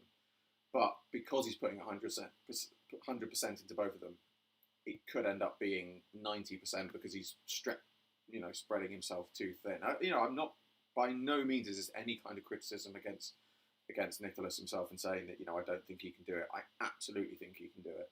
I really, really do, and I would love to see me proved wrong. But yeah, I think he would. I would like to see him direct and write. I think more than being a showrunner, because I think he could really get to his. He could get his full full potential. I was about to say untapped, but I meant like he wouldn't be, the tap would not be blocked. Whereas I think if he was showrunner, it's I think there's a little bit more sort of executive stuff involved. Whereas I think as a writer, I think he would have his chance to do what he wants to do, untethered, as it were. I do consider the niche of what you do is debated within the niche community. 10k is nothing to sneeze at all. No, I mean, this is something I was thinking about the other day, actually. Right. This is the kind of thing that I know there's going to be people out there, the trolls, are going to take this out of context. So I'm going to try and word this very, very carefully. I was not, in any way, shape, or form, the first person to do custom figures on YouTube. And I was definitely not the first person to make custom Doctor Who figures. But when I look at how the Doctor Who custom figure community was when I started, there was quite a few, and I'm not saying this solely of me either. I'm including, there's lots of other people as well part of this. It's not just me. When you look at the other people who started doing custom figures at the same time as I started doing them, there is a certain group, for lack of a better way of putting it, of Doctor Who customizers today who you look at it and think, actually, they kind of did kick off Doctor Who figure customizing quite a lot. And it's a group that I consider myself, it does sound very big-headed, but I do consider myself proud to be part of it.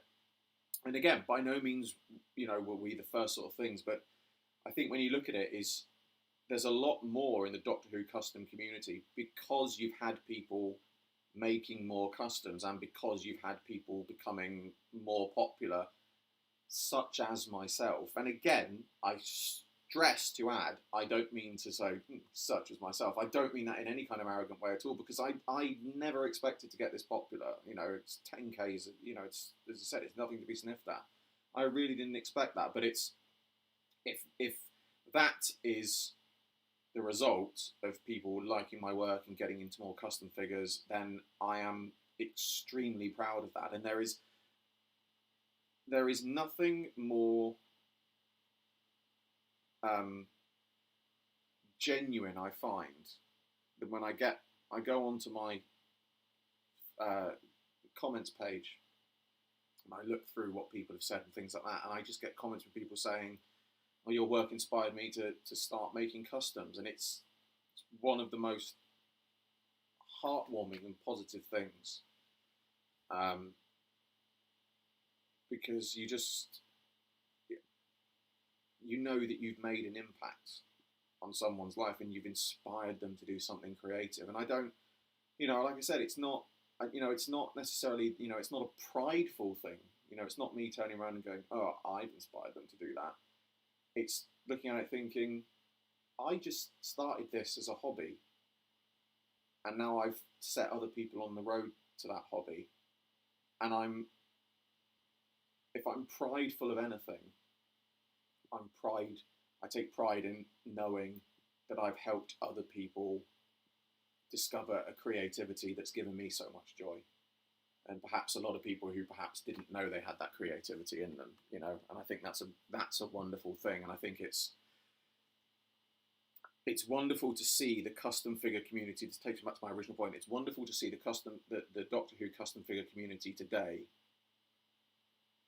flourishing and having so many people in it, and knowing that to many people I was their starting point for that. As I said, it's not a matter of arrogant pride. It's a matter of genuinely being proud to know that my work has inspired so many people, and it's a very, very heartwarming thing. So again, anyone out there who may be watching this, anyone who's watching now, anyone who has watched, I really am happy that my work has inspired you to do customs and things like that, because at the end of the day, I've had a lot of people over the years have said, oh, I tried doing customs this, that hasn't worked. I tried doing this, and that didn't work. Keep at it. Everyone's got to start somewhere. I mean, I started with paper models held together by sellotape, and I just kept doing it. And the more you do it, the more you learn, the more you practice, the better your skills get.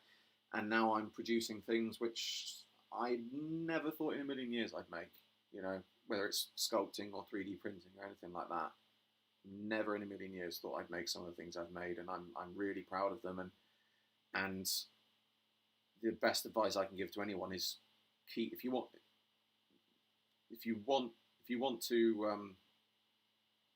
make it. And if you're not happy with the results, make it again and keep making it until you're happy with it. Because not only will you finally get the product that you're happy with, you will learn how to. I mean, I can't remember, what was it, the quote? I don't know if this is an apocryphal quote, it could be wrong, but it was, it's about, I can't speak, I'm getting tongue-tied. It might be an apocryphal quote, because obviously Edison didn't necessarily invent the light bulb, but it's a quote that says, yeah, every time he failed, all he did was he discovered a way not to make a light bulb. And it's kind of the same thing. If you fail at doing a custom, don't consider it a failure. Consider it a way of learning how to do it a better way. Always try and look on the positive side of things, because I think we're all in need of a bit of positivity every now and again. I honestly don't think I've probably said it many times. Oh, I've made this custom, it failed and things like that. But it didn't fail. It taught me something, and that's how I've worked through it. And so, if that, again, passing on this advice to other people, if that is useful to them, then I'm happy to do so. Right, I'm going to go back to the question because I'm rambling now. Again, Big Finish is the main reason. I doubt Briggs. I'm more hopeful for Whitehouse because he already has really great stuff under his belt. I can understand that, yeah. Really, anyone who's made any sort of fan series I've scrolled in 20, who I was scrolled in 20 has made me realise I enjoy writing, and unlike most people, I have a plan of where to start career-wise. Go for it. I look forward to one day hopefully seeing your writing credits on something. I'd love to do a bit more writing, but it's difficult to get into it. That's why my War Doctor story took so long. It's like I'm one of those people I'm an ideas person. I have ideas. It's just finding the time to sit there and write them. Having the motivation, actually. It's not that I don't have the time. I have more time than I care to admit to. But I just don't have the money. It's getting the motivation to actually do it, I find, is the difficult bit. Right, I need to go and wash my hands quickly because I'm knocking things over because I've got Miller Pot on my hands drying as we speak, and it's a bastard to get off your hands.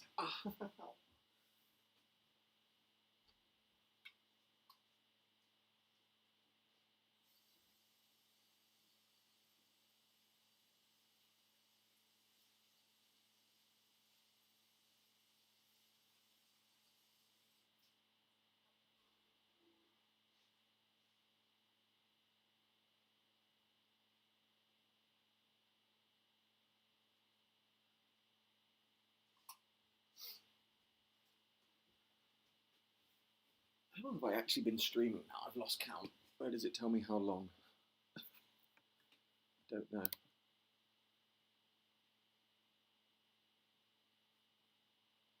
I don't know. I've lost track. I'll find out when I finish. Quite a while, I think.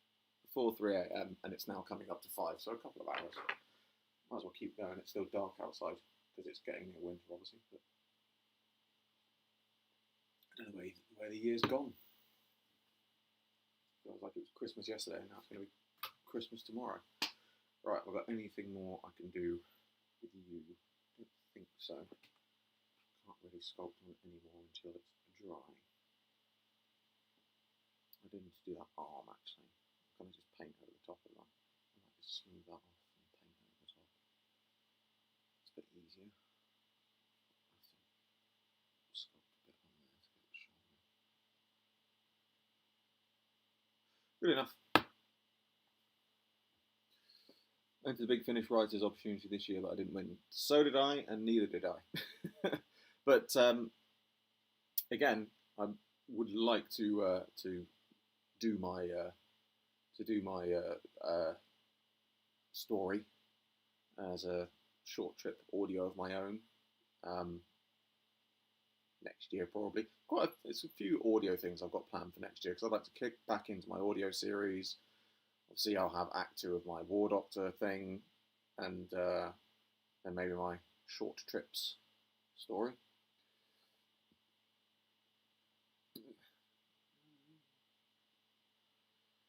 What's your opinion on the recent iceberg trend on YouTube? I actually made a Doctor Who iceberg image.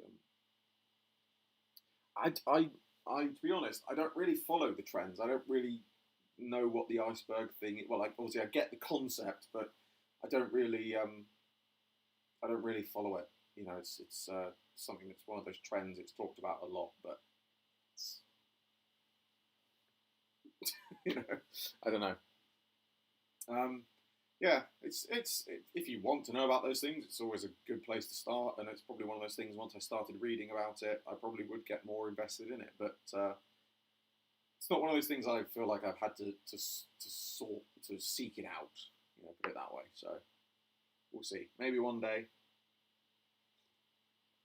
I will educate myself in the iceberg charts, but for the moment, I have plenty of other things to occupy my mind. My Time Lord Victorious chart takes up enough time as it is. Still currently trying to work out. I'm desperately going to try and do Time Fracture before the end of the year, but finances and COVID depending, we will see. But I don't think it's going anywhere anytime soon, so I will try and get there at some point. If not this year, then next year.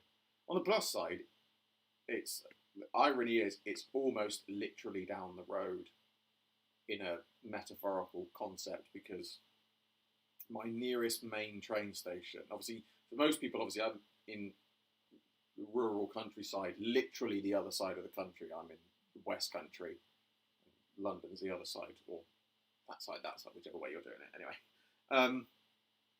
Yeah, my nearest mainline station, I can get on a train straight to Paddington, and then just literally a 30-minute walk to Time Fracture. So it's actually quite an easy journey, but it's the affording it and the getting there, and obviously COVID.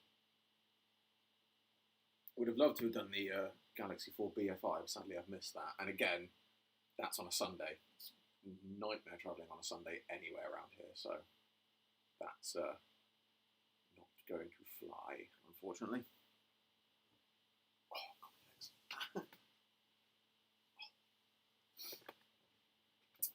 Any more questions?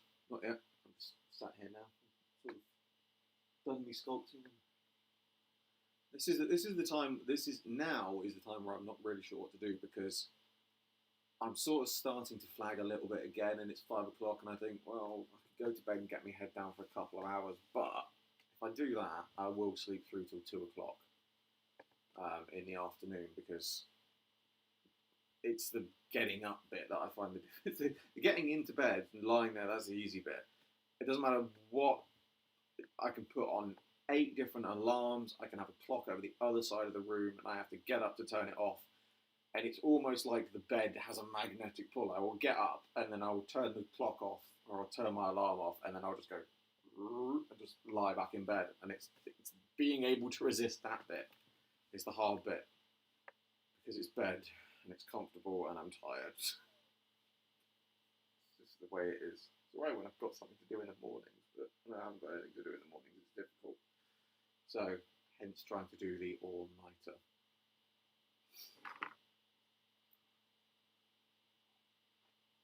It's interesting that my stream peaked around 4:10. I wonder why. What? Maybe it was a specific place in the world that was waking up time at 4:10. Again, I don't know where everyone is or where anyone is. Well, I know one person is in Canada. I know that much. But yeah. Sorry, I zoned out then. I'm getting tired.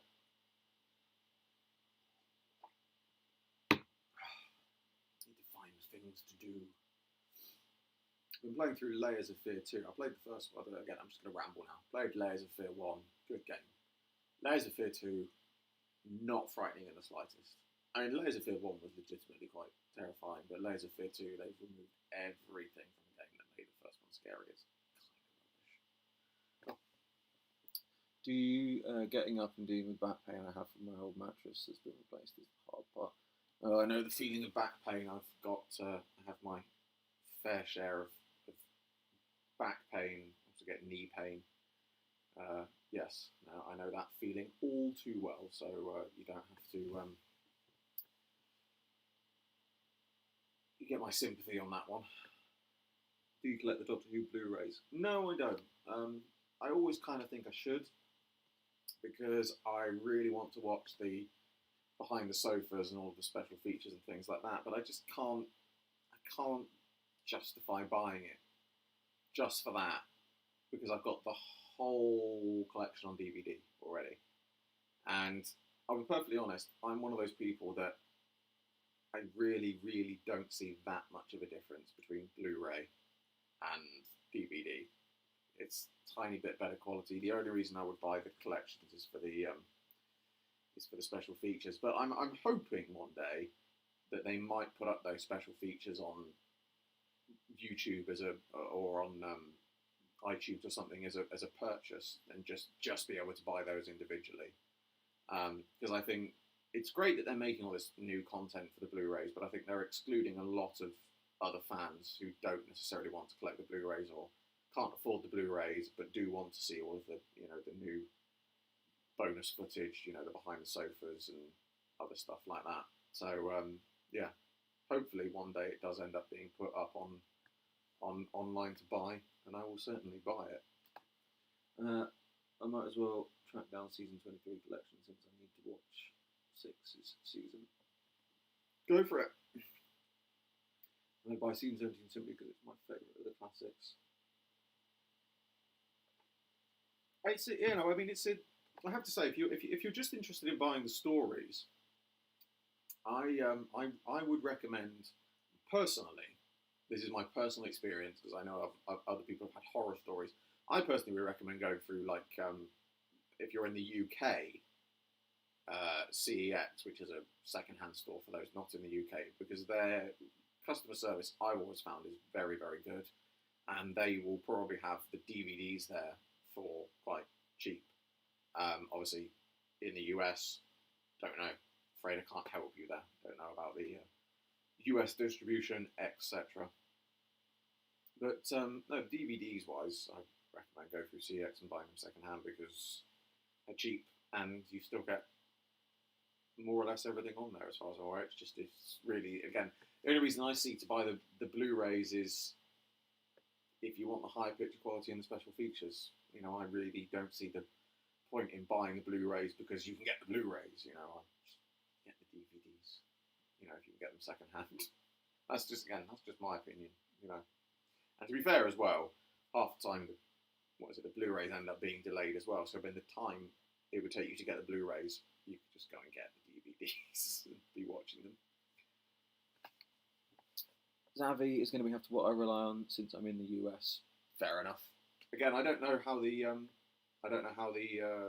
distribution works in the UK. Like in the UK, in the US, that's one of the questions actually I get asked quite a bit. Funny enough, not so much with the DVDs, but with the figures and things like that. Because obviously I review the figures, and I think a lot of people think I'm formally attached to Character Options and B&M, and people say, "How do I get these in the US?" And I don't know, just a reviewer. Yeah, I should probably research that a bit more.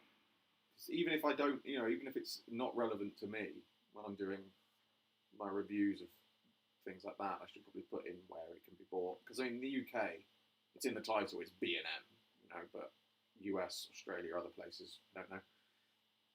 Do you think the Timeless Child origin will be retconned or built upon in future? Well, at the end of the day, that is a choice for the next, or future, not necessarily the next, but future showrunners. I kind of hope it's not retconned.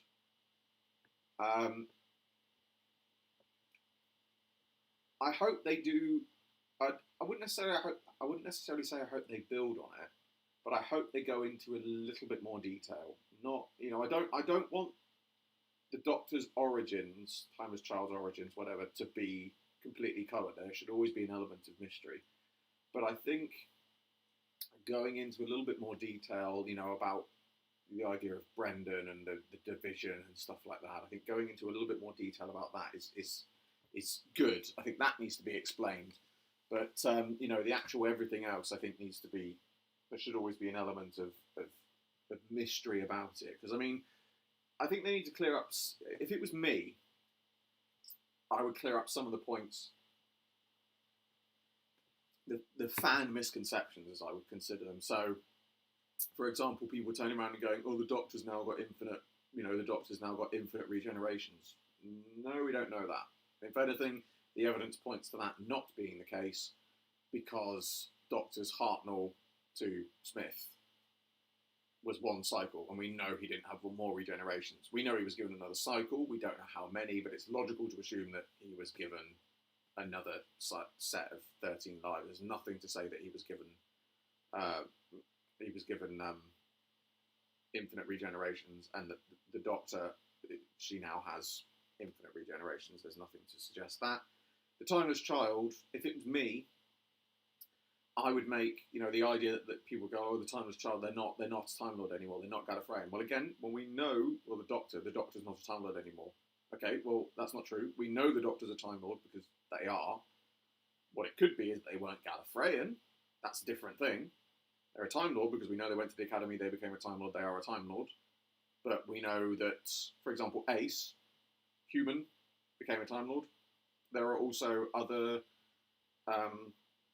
races within the Doctor Who universe that can regenerate but are not Time Lords, so it's not an exclusive Time Lord trait. But my way of doing it, or at least my theory, until it is proven untrue, which it may well be in this series, is that the Timeless Child is the last Time Lord from another universe. So, effectively, the Time Lords are dying in the Timeless Child universe.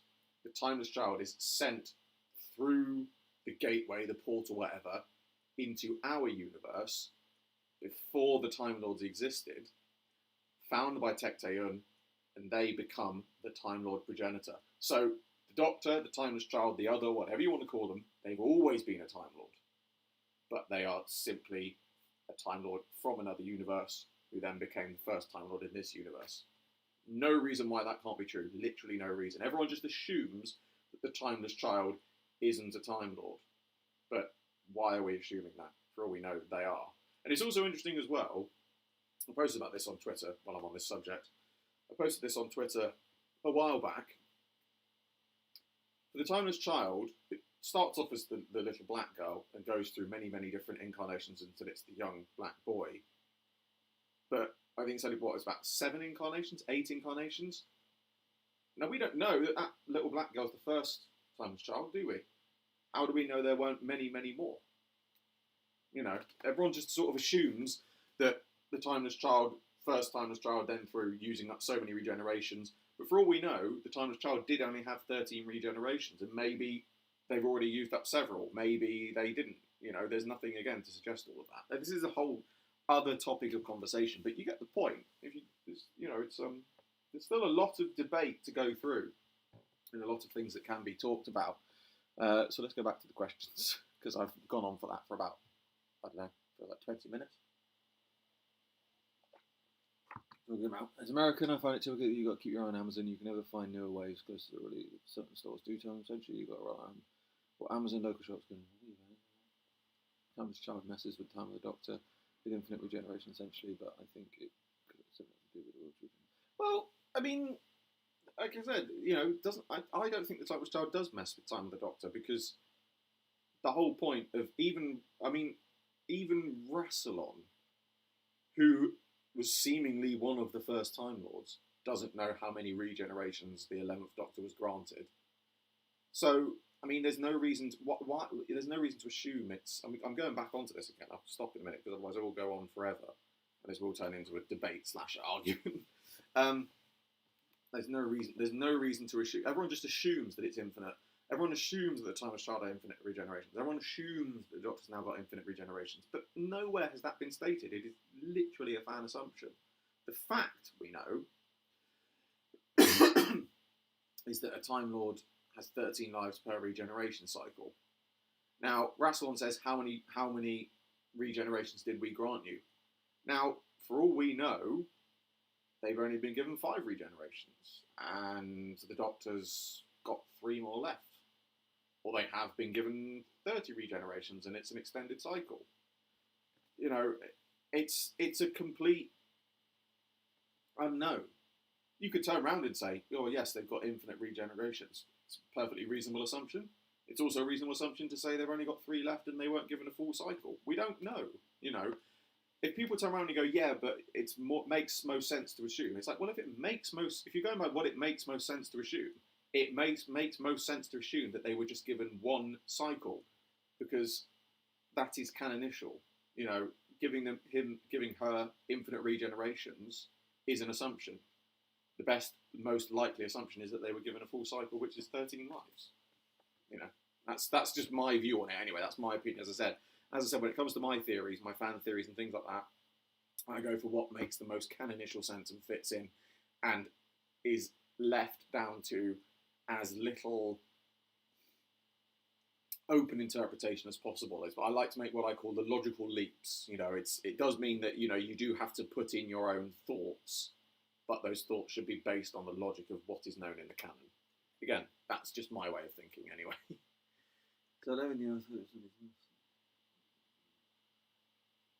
Interesting thought about the will to regenerate. Again, don't necessarily agree myself, but interesting thought.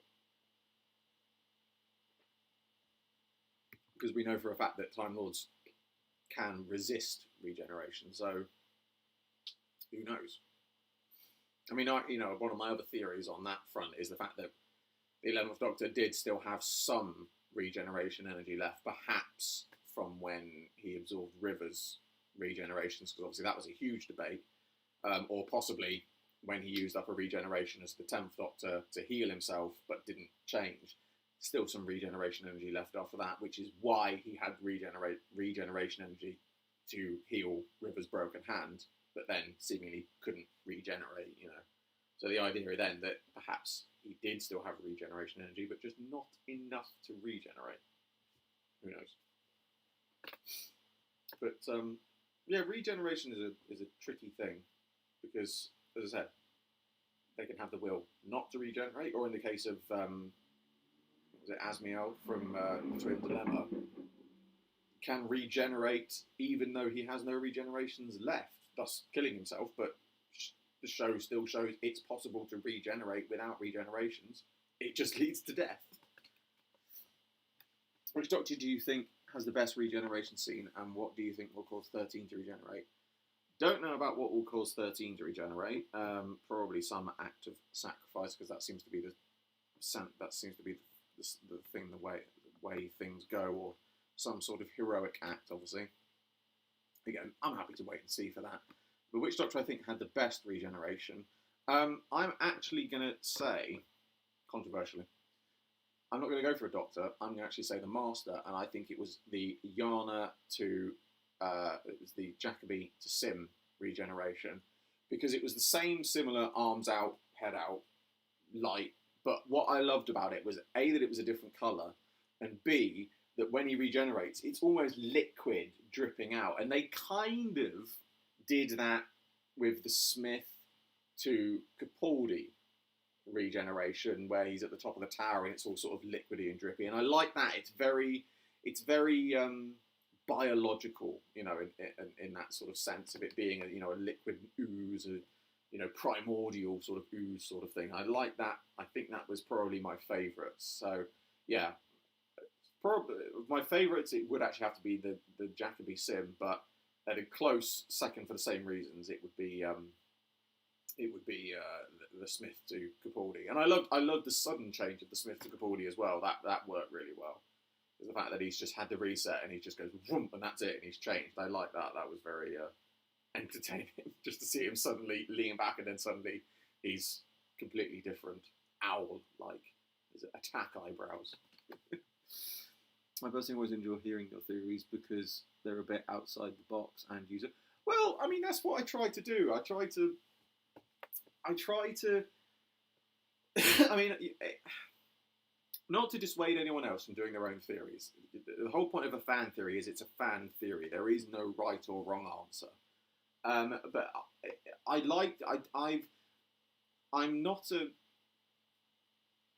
I find theories that are a little more outlandish difficult to believe for that reason. For example, I remember seeing a fan theory many, many years ago that was that it was something like that the Valeyard was the Watcher, or it was something like the Valeyard was the Watcher, but when the Watcher merged with the Fourth Doctor to create the Fifth, the Valeyard was like separated out from him and became like an evil version of the Valeyard, which is why he's in black and the Watcher's white. And it's like, it's an interesting idea, but there's no logical reason for that to happen. There's no basis for that theory. And so for me, the reason it doesn't, a theory can be outside the box, but to get outside the box, you've got to make a logical, like I said, it's a logical leap to get there. It's the simple things, like, it all depends on what, again, for me, as I said before, a theory should always adhere to as much canon as possible, because the minute you start disregarding canon, you might as well say anything's a theory. Because if you're disregarding the canon, you could turn around and go, oh, it's my theory that the Sixth Doctor is really Rassilon. You could say that as a theory, but it doesn't have any bearing on the show, because we know that Rassilon and the Doctor are two separate Time Lords, the two separate people. So I think you can make a theory as outlandish as you want, but I think for it to be a good theory, it does have to adhere to at least some of the continuity, and what continuity it doesn't adhere to, you need to be able to explain why it doesn't. For my point, I disregard a lot of stuff from the VNAs. The reason being because it's difficult to adhere all the continuities together into one, so you pick and choose carefully. But again, it's everyone's different interpretation. It's just, that is my view, that a good theory should adhere to as much canon as possible, because the more canon it adheres to, the more sense it makes, and the more I think people are likely to think, oh yeah, that makes sense as an idea. The less you do of that, the less canon you adhere to, and the more outlandish your theory. It might be more fun and a more funny and interesting theory, but it won't necessarily ring true to many fans, and more fans are likely to question it, because they'll go, hang on a minute though, that doesn't make sense because this.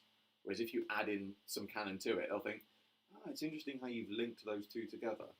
Two completely separate bits of canon have a very tenuous link. I mean, the one that jumps to my mind is again, it's not necessarily just my theory, because I know other people have had this. Other people have come up and said, "Oh, I had the same theory." Was the idea that Jonah in Torchwood, the young boy who gets taken by the rift from the barrage, who talks about being saved. The man pulls him from the flames. He ends up being burned to the planet. It was the idea that that man was the Eighth Doctor, who was helping during the war and saved him. Some people say from the burning ruins of Gallifrey. I like to think it's a different planet, but it's still, again, two things you slam together into one thing, but they make sense because they back each other up. Jonah says a man pulled him from the flames. Why could that man not be the Eighth Doctor?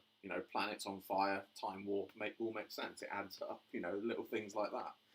I personally was my favourite Doctor. Biggest theory I have is more of a wish, and it's to retcon the Timeless Child and make it the Master just to justify his bloodlust. It makes more sense to me. Well, I mean, kind of, I suppose. Here's the thing with the Timeless Child as a general thing, is it would make more sense for the Timeless Child to be the Master, but at the end of the day, we know that the Master is quite bloodthirsty anyway, so it's not out of character for him to have destroyed the Time Lords. It's odd. It is odd. It's not out of character. But the thing with the whole Timeless Child, the only confirmation that we've got that the Doctor is the Timeless Child has come from the Master. Now, I'm not saying that the Master is lying and they are the Timeless Child. I'm just saying that the Master, if like the Doctor, lies. They are an unreliable narrator. And I don't think that that's the route it's going down. I don't think that it's going to be, surprise, the Timeless Child is really the Master, or surprise, the Timeless Child isn't really the Doctor. I think the Timeless Child is the Doctor. That's sort of what they've done. And it wouldn't surprise me if they pulled the double bluff, but I don't think they would.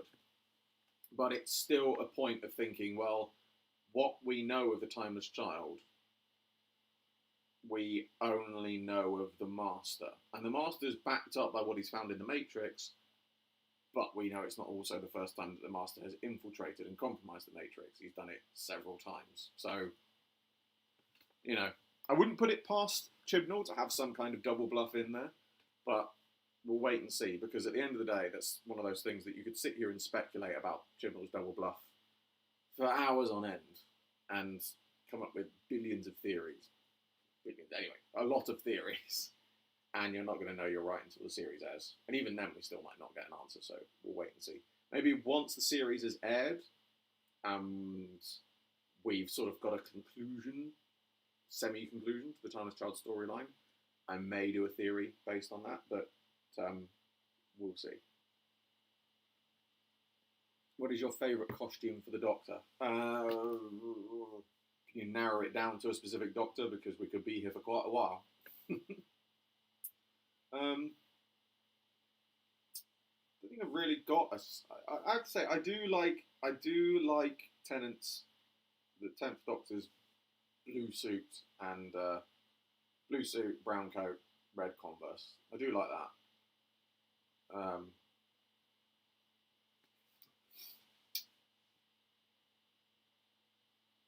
And I do like the. I mean, I was going to say I like the War Doctor's outfit, but I like the War Doctor in general. So I think, I mean, I could just go through. I mean, let's just go through each Doctor. It'd just be easier, wouldn't it? So first Doctor. I mean, the first Doctor didn't necessarily have, you know, that much variation in clothes, but the little variation he did have, I like the web planet with the lighter necktie. Second Doctor, again, didn't have a lot of variation, so I'd probably say Power of the Daleks, simply because, again, behind the scenes photo just show it being a bit more colourful, and he had the hat and the checkered trousers and the belt. It's quite nice. Third Doctor, best outfit.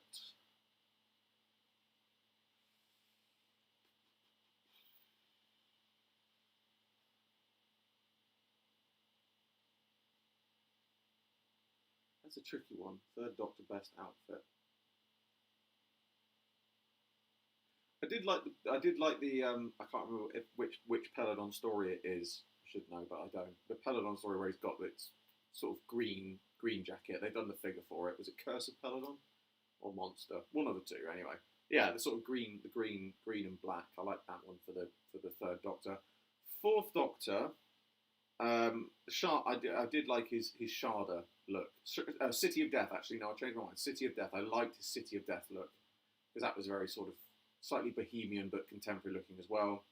Fifth Doctor, again, doesn't really have a lot of variation in his costume, so a bit of a difficult choice. But I think probably the Resurrection of the Daleks version, I think I liked that with the extra striping and the pink trousers with that, just because it's my favourite figure variant. So I think that's probably what I'd go for. Sixth Doctor, again, didn't really have enough variations, so I do like the real-time blue. So I think I would actually have to go for the Big Finish version of the real-time blue, because it's just got that different patterning on it rather than it being solid blue. I think I'd have to go for. But I do like the Trial of the Time Lord red tie, pink waistcoat version as well. Seventh Doctor, I think I'd probably have to go with the second half of his sort of era, the darker jacket, where his dark personality got a bit darker as well, just because it seems more fitting for his character to have that. I did like the inclusion of the duffel coat, but doesn't necessarily need it. But I suppose if I'm picking that outfit with that darker coat, the duffel coat makes sense. So I have to stick the duffel coat in there. Why not? Eighth Doctor. Now, Eighth Doctor is a difficult one because obviously, again, he has very little outfit variation. Basically, only two different ones, really, when you look at it. Three different ones, if you count the TV movie, its variants, Dark Eyes, and Night of the Doctor. But I think I would actually have to go with, because again, I've done the figure of it, is his standard outfit, TV movie, but in the colours of the dark blue, navy blue, and purple tie seen in the book How to Be a Time Lord. It's a drawing of him in that outfit, but I really like that as an outfit. And it makes sense he's got it because he's got other variations of that outfit of different coloured pieces, so it makes sense that you could have put them all together at some point. War Doctor, I would have to say, actually, again, he doesn't have a lot of variation in his outfit. As much as I do like some of his younger appearances, one of my favourite versions of his outfit is in the comic The Whole Thing's Bananas, which he has a longer grey coat and a long white scarf. And again, it's just that little bit different, but it just looks good with the longer coat. I like that one. Ninth Doctor, again, very little variation in his outfit, but I suppose, again, the ones from the comics where he's got the slightly lighter grey jacket, light blue shirt, grey trousers. Again, just a little bit of variation to stir it up. 10th Doctor, obviously, as I said, the blue suit with the brown coat. Silence in the Library, more specifically, with the darker shirt. 11th Doctor, did like the green coat. Shame that didn't appear more. I do like the purple, but the green coat was very, very nice. I wish they'd used that a bit more. And certainly wish we got a 5-inch scale figure of that. 12th Doctor. I'm really not a fan of the hoodies. I'm sorry, I'm just really, really not. So I would probably have to say his sort of standard outfit.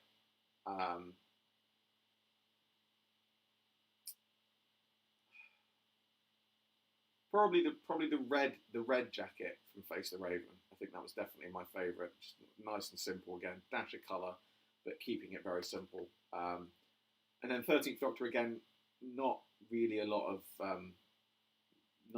variation in her outfit so far. So probably I quite like the look of her at the end of The Woman Who Fell to Earth with the rolled up sleeves. I thought that was quite a nice little touch, and it would have been nice to have seen that a bit more, because it just, I don't know what it is, it just looked quite good as a look, so I think that's what I would go for there.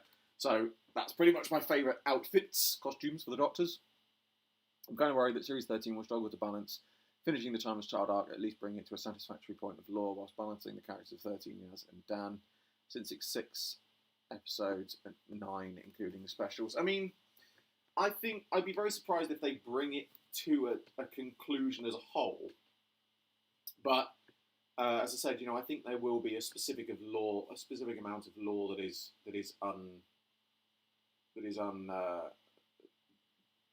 unwritten, or not unwritten, but uncharted. But I think that's a good thing, because I think as I said before, it's one of those things that I think it needs to be fairly uncharted in that sense. But also, I'd be very surprised if they haven't. Put it this way, I think satisfactory conclusion is very much eye of the beholder. I think everybody's going to have their different ideas of what is a satisfactory conclusion. But in terms of a satisfactory conclusion, planning-wise, I think they probably have or will, because the fact that Jodie and Chibnall have only agreed to do 3 series together, they will have, Chibnall at the very least, as the showrunner, will have had a very specific thought about what he was doing in those 3 years, and he will have planned it out. And you can say what you like about Chibnall's writing and things like that, but you look at things like, for example, Broadchurch, or the few episodes of Life on Mars he's written. He does a lot of sort of murder mystery things. He's done episodes of Law and Order UK.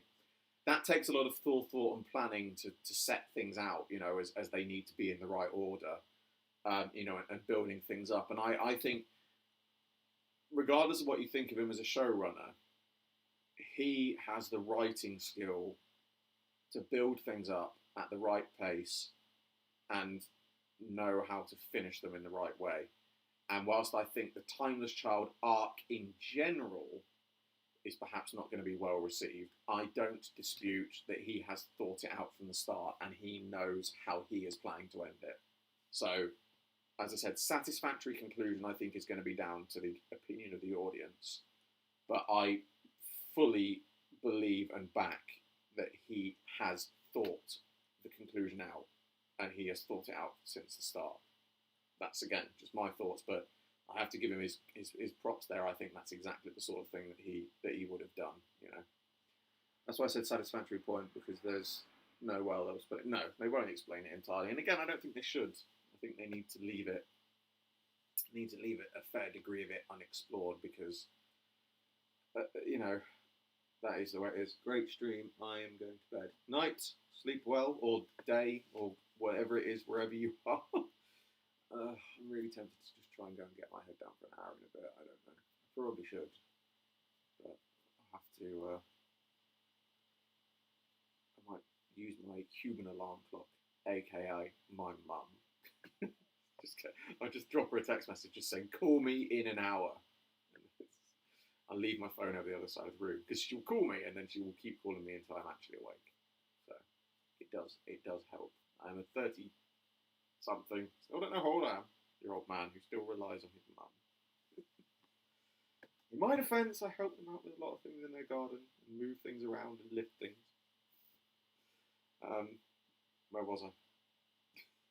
That's my train of thought again now. Are you dry yet? Getting there.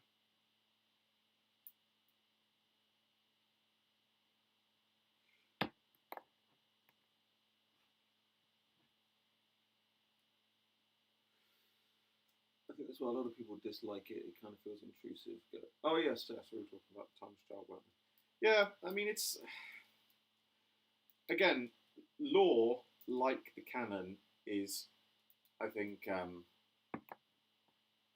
interpretive, depending on each fan. And I don't think it's given us too much lore, because at the end of the day, contrary to what some people say and some people think, The Timeless Child has simply built on ideas that were already there, i.e., for example, Morbius Doctors. The idea that even then, the whole point of everyone's turned around since and gone, oh, well, they're Morbius's incarnations. But during the production, they acknowledged they were meant to be the Doctor's incarnations.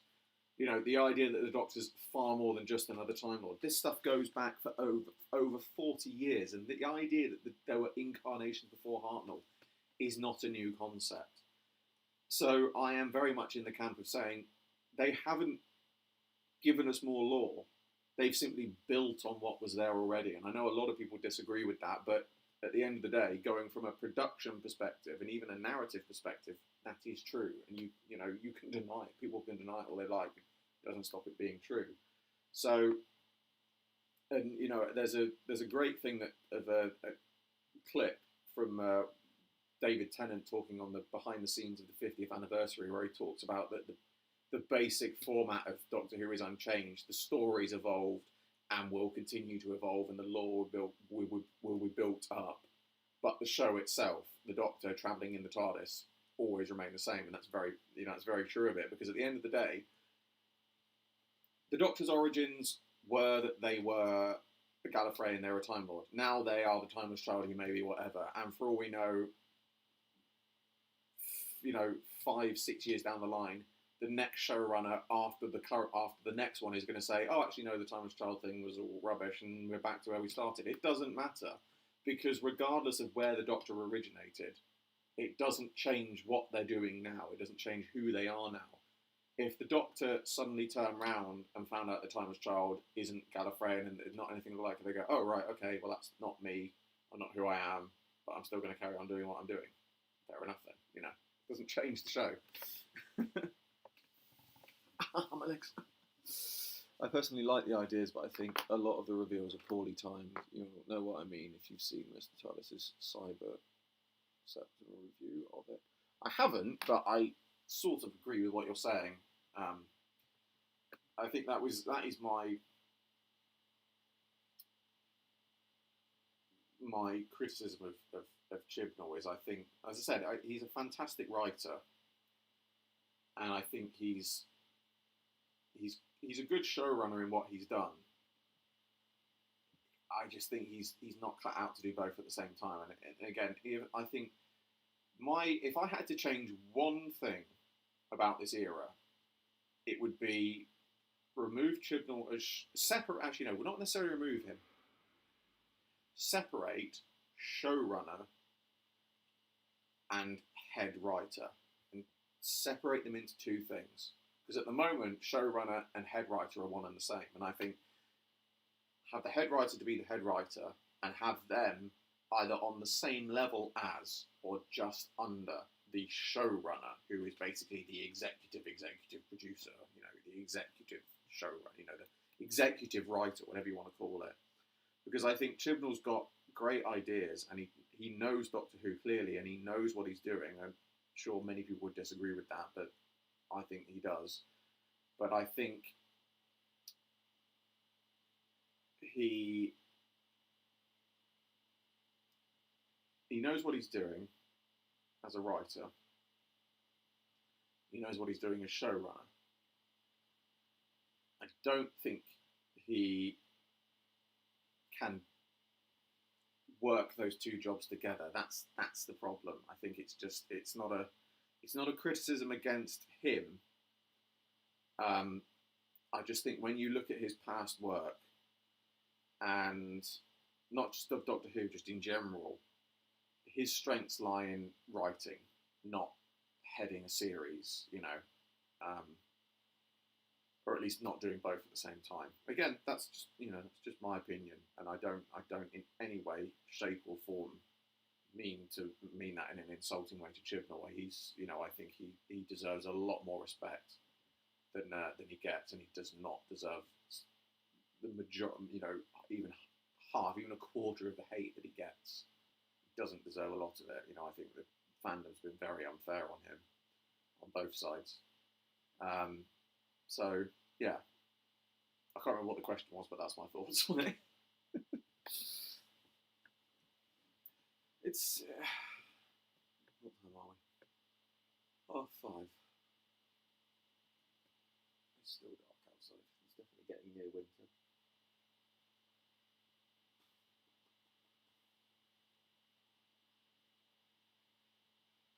I feel like I should be doing something, but I don't know what to do. I should really probably try and get some sleep. The problem is now I'm sitting here and I'm feeling tired, and I know the minute I lie my head down, I will be so aware that I'm still awake.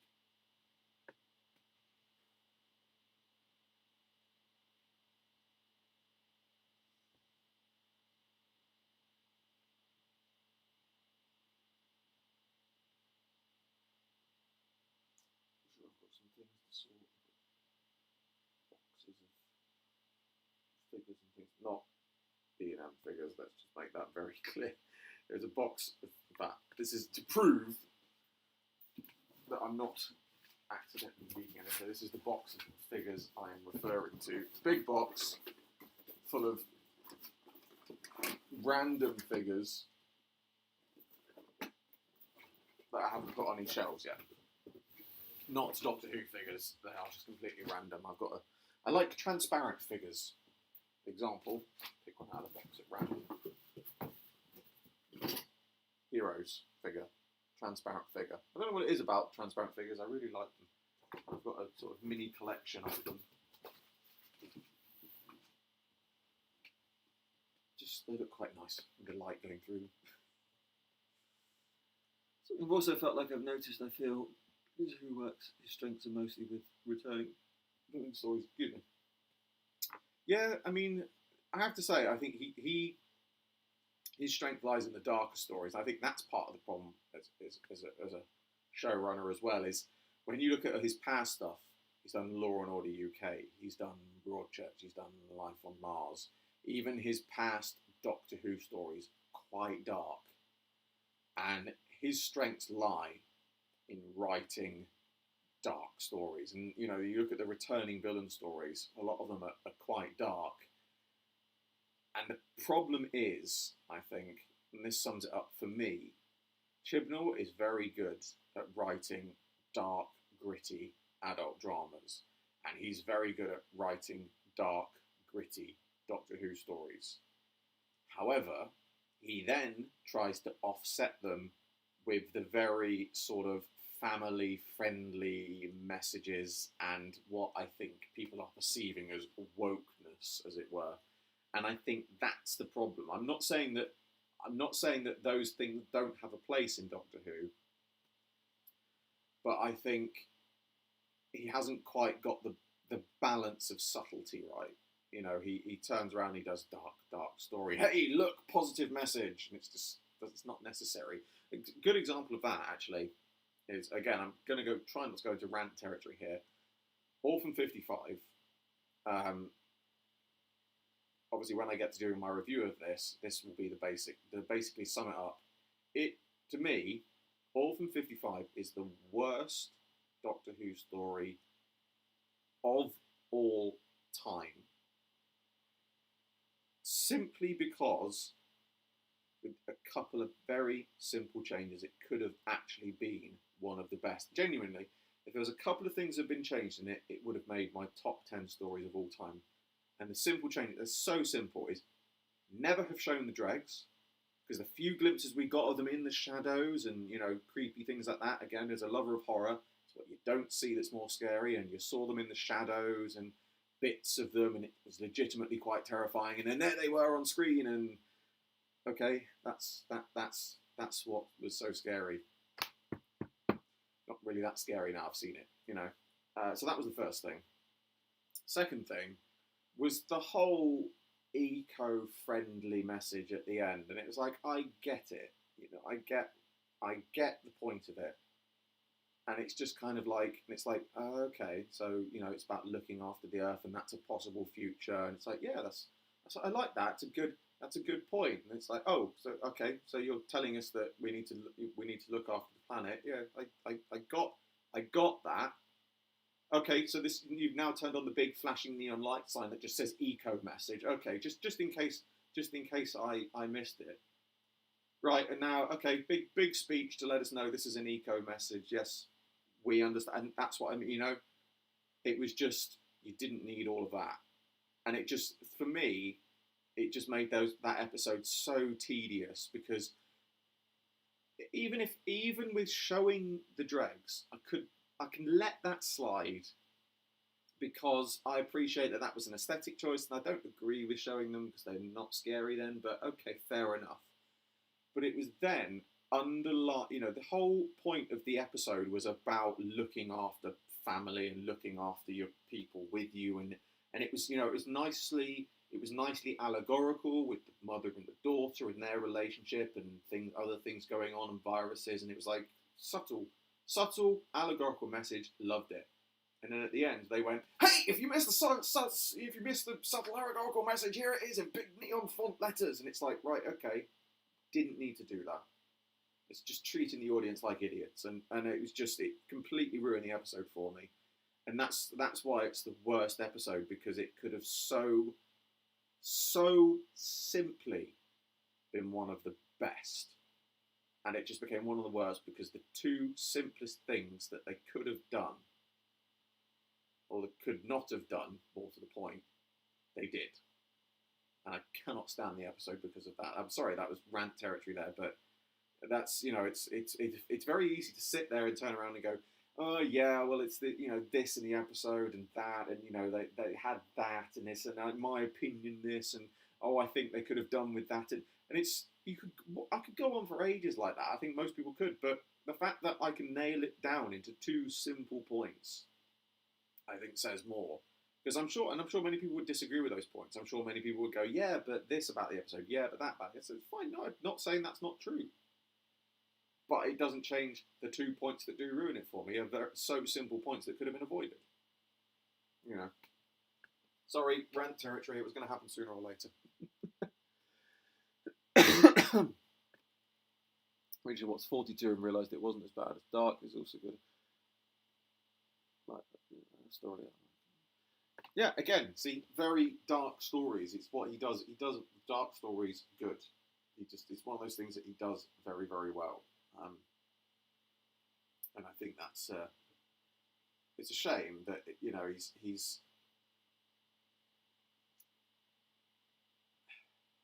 it's a shame that he's felt the need to put in all of this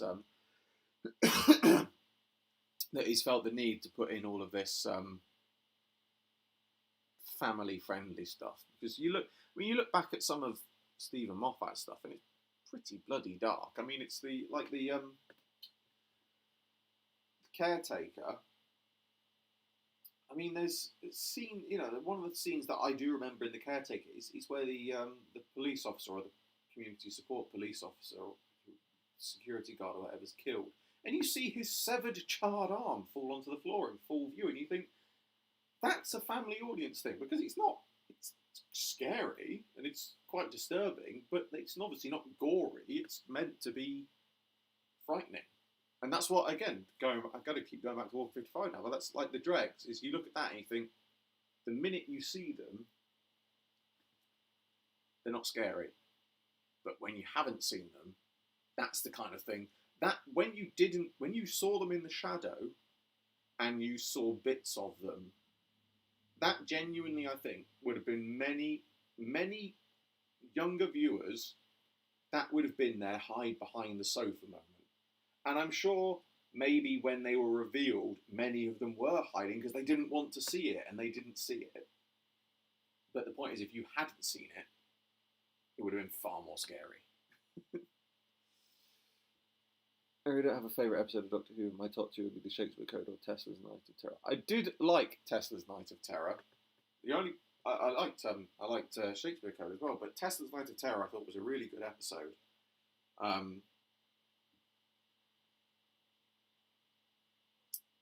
But the fact that it was so dark when it was on the alien spaceship really bugged me.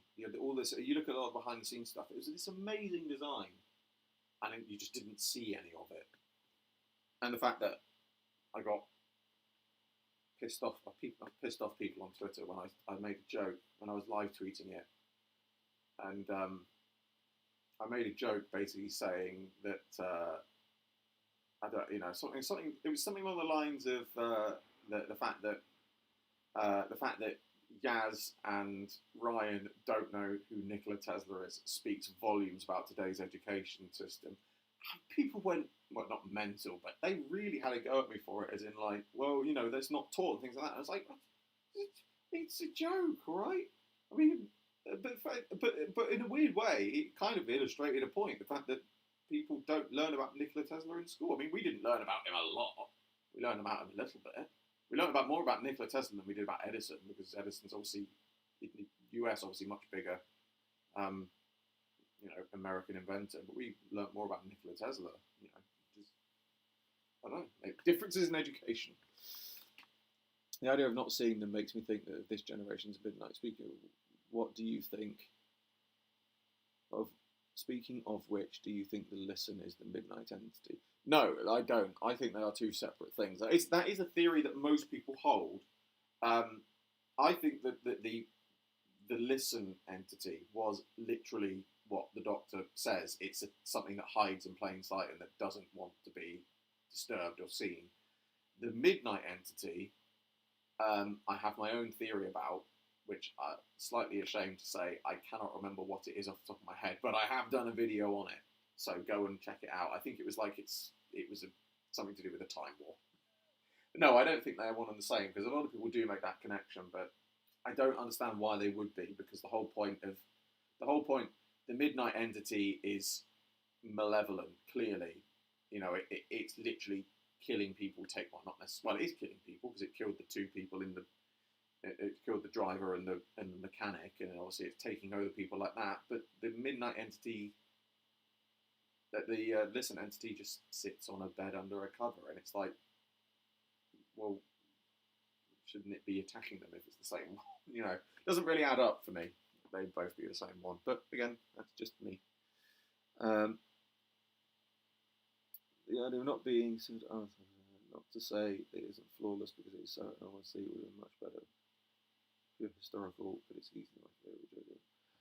I mean, Tesla's Night of Terror it's not flaws, but the few flaws it does have, I said, I think they are production flaws. They're not written flaws. Like I said, the idea of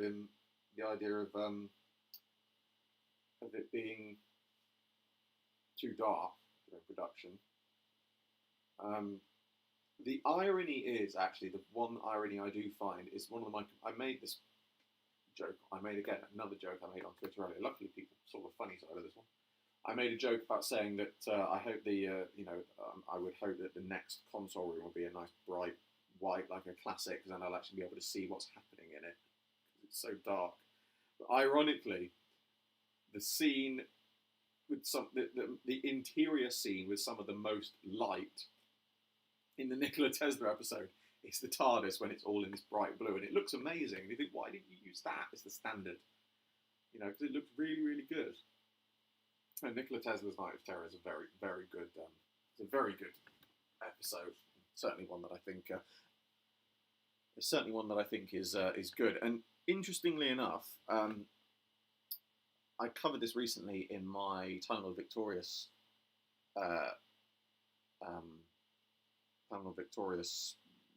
video, because it's not part of the Time Lord Victorious, but it is sort of does relate back to it. Check out the comic. If you liked Nikola Tesla's Night of Terror, check out the comic Alternating Current, because it's actually a sequel to it. It's quite interesting. Certainly, well, I think it's interesting anyway. But it's a nice follow-on to that. But don't forget, Tesla came up with a lot of the concept things we use, like the internet, rockets, for example, and that was 100 years. Yeah, exactly. That's what I mean. That's what I mean. You know, we were taught all of this stuff. This is the kind of stuff I was taught about at school. I mean, bearing in mind, okay, going back quite a bit now. Obviously, I went to school in the 90s, so you know, it's obviously not recent in the sense of it being, you know, what we say was 100 years ago today was 70 years ago back then. But yeah, you know, there was a lot of things, you know, that I was taught at school. We were taught about that stuff, and I just find it odd that I just found it odd that Yaz and Ryan wouldn't know who Tesla. More specifically, Ryan, because literally he talks about playing video games and, you know, Call of Duty and stuff like that, and I find it difficult to believe that someone who's into video games doesn't know who Nikola Tesla is, because he crops up in everything. And it's just one of those things you think, how do you not know who he is? Now here's an interesting. I'm going to go off on a tangent here, because here is an interesting. I don't know what I picked up. A piece of plastic. Here's an interesting plot hole for you that I have yet to work out a theory for. So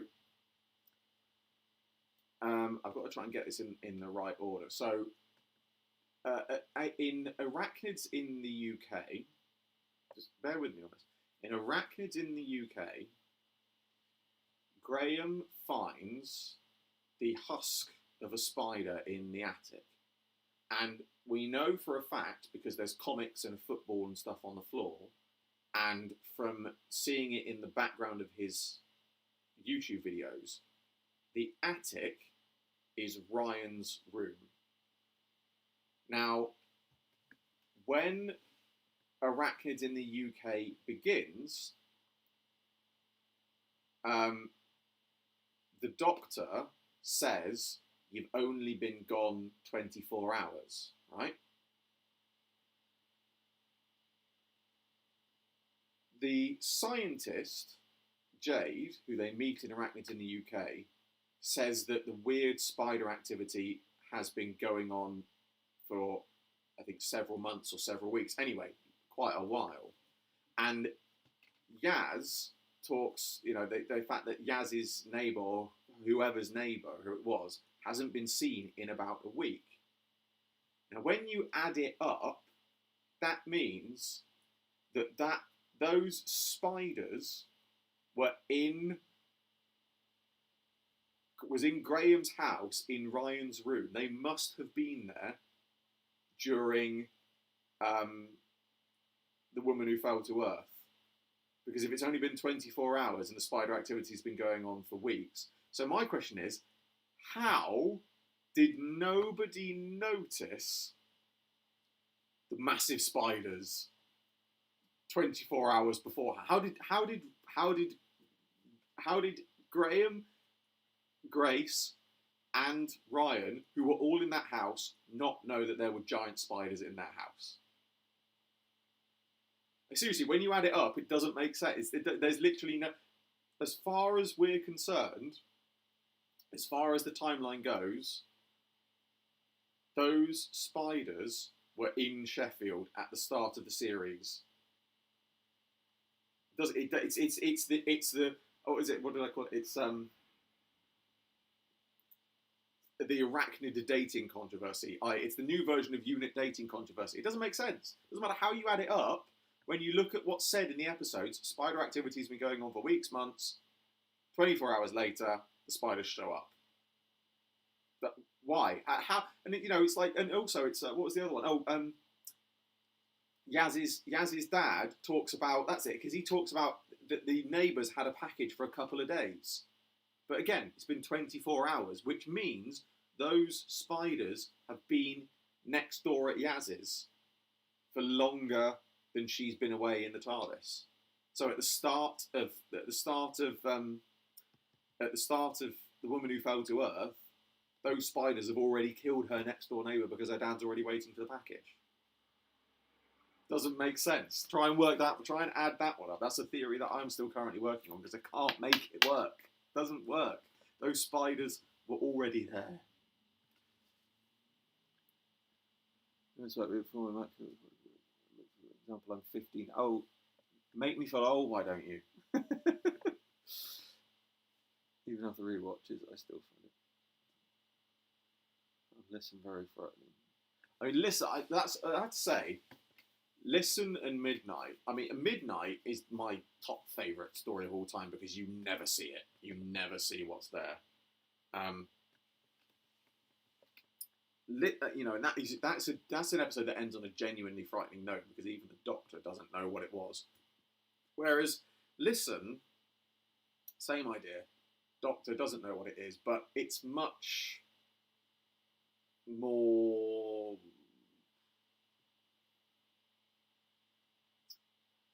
It's a happy ending, which isn't a bad thing. It's a lovely story. But what I loved about Midnight is that it is a horror story. There's no happy ending. There's nothing good about it. Midnight is a horror story. Listen is a thriller. It's a creepy thriller, but it's a thriller. Whereas Midnight is an actual horror story, and it's fabulous for that reason. As a lover of horror, it's absolutely brilliant. And I watched it on. No, I do like. I mean, I think to be fair, again, as a 33-year-old man, I'm not a fan of the Dark. I mean, well, I say, it's like saying I'm not a fan of the dark. If you go, oh, he's a 30-year-old man who's scared of the dark. So I'm not scared of the dark. I'm scared of what might be in the dark. That's perfectly rational. And it's the idea of something grabbing you from under your bed. Again, they say it in the episode, but we've all had that dream at some point in our life. We've all had that dream or that thought. And it played on very primal fears like that. That's what I liked. And again, I loved the idea. It's one of those great things in Doctor Who. The Doctor Who does so well about listening. And this is why I think it does work well good as a happy ending. It's the idea that the Doctor, this hero, this person who has faced Daleks and death on a daily basis and has fought monsters and seen things that no one could ever dream of in their worst nightmares. And they, whatever. I'll say he because it was a 12th Doctor at the time. He is still afraid of the dark. And I love that because you look at it and think, like, it doesn't matter how amazing this hero is, he is still fallible. He still has very, very simple, normal, everyday fears that it doesn't matter how old you are or how much you've gone through. It's perfectly fine to have that fear. And it's also, again, as someone who doesn't like spiders, I love the fact that the Doctor doesn't like them. I mean, different Doctors, it depends on which ones. Obviously, the 13th Doctor's clearly not got a problem with them. But when you look through the history of it, I know that, obviously the 3rd Doctor famously doesn't like spiders because of Planet of the Spiders. He's afraid of the Great One. Prisoner of the Daleks has the 10th Doctor moving away from some spider webs because he doesn't like them in the book. The 11th Doctor in the Adventure Games makes mention. Of course, I remember all this because I like the fact that the Doctor's an arachnophobe. In the Adventure Games, The Blood of the Cybermen, Amy says that the Cybermats are like spiders, and the 11th Doctor says, "Can you change the subject, please?" And then in one of the comics, Out of Time comic? Outrun comic, I think it is. He mentions that he encounters spiders made up of Time War wreckage. And he says it's a psychiatrist's couch moment for him, which I love. And then I think in one of the expanded medias as well, the 8th Doctor mentions having to get over his fear of spiders, which obviously he doesn't do quite that much, because the later Doctors are still afraid of them as well. But again, I like the fact that the Doctor has these very sort of human and fallible fears, everyday fears that ordinary people have, because it's nice that, again, it's nice that they've made this character that's so alien, so relatable at the same time. I think it does work well. So I can't read a bit. Midnight is really good, and my favourite story of all time, but Vanishes, I think it's far too bright, so I view it as more of a thriller. Bright in the sense of lighting, or bright in the sense of story, because I would debate it's not bright in the sense of story. Bright in the sense of lighting, I agree. However, I think what I like about that is it lulls you into a false sense of security for that reason, because it starts off quite bright, because it's a diamond planet called Midnight. The bus is nice and brightly lit, but the minute that shit kicks off, the lights go and it's all dark and it's torches, bright in the sense of lighting. So yeah, no, it's suddenly dark and it's all torches, and then it suddenly becomes more dark, and you have very limited lighting, and it's used in just the right way, because I think, again, dark is always good for horror, but at the end of the day, if you have nothing but dark in a horror, you don't see anything. If you have lots of light in a horror, you see everything. The best tool, one of the best tools when it comes to horror, in my opinion, is minimal lighting, i.e. torch beams, things, you're looking around, shadows, you point a shadow at somebody, you get shadows cast on their faces, and it all depends on how things, and I think they found a good balance with Midnight, because, of course, it wouldn't be completely dark, because they would have emergency lighting on it, so public bus and things like that. But you can't have it bright like that and still be scary. Again, just my opinion as a fan of horror, but it makes sense, I think, for them to not have it too dark, because once it's too dark or too light, it stops becoming horror. It stops being a horror and it becomes something else. As I said, horror is a very fine line as to what horror is, and to me, horror is what you don't see. But pitch black, watching pitch black, not the film, just a pitch black screen, it's not scary, because you're not seeing anything. Literally, there's nothing to be scared of. When it's bright, well, you can see it, it's not scary. When you can barely see it, then it's scary. I think we're also slightly misusing words. I think both Midnight and Listen go for more terror than horror, playing on the fear of the unknown. Yes, exactly. Exactly. That's the point. Is everything is the unknown when it's not there. But if you see it, if you see too much of it, it becomes known. If you don't see it at all, it's unknown, but it's also an unknown threat, which means you don't know what you're supposed to be afraid of. If you see it there, or just creeping about, then it's a threat, because you don't know what it is, but you know it's there. You know, that's I think that's the sort of thing, the way it works. It's kind of like, again, if it was an immersive experience and you were in the pitch black and you heard something shuffling around you, that would be horrifying.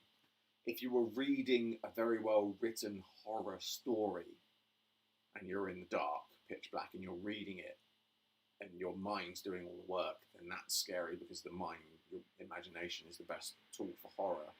But when you're watching something on television and it's just black, it's not that scary. You know, if you're playing a video game, again, you're immersed in it. The darkness can be used against you.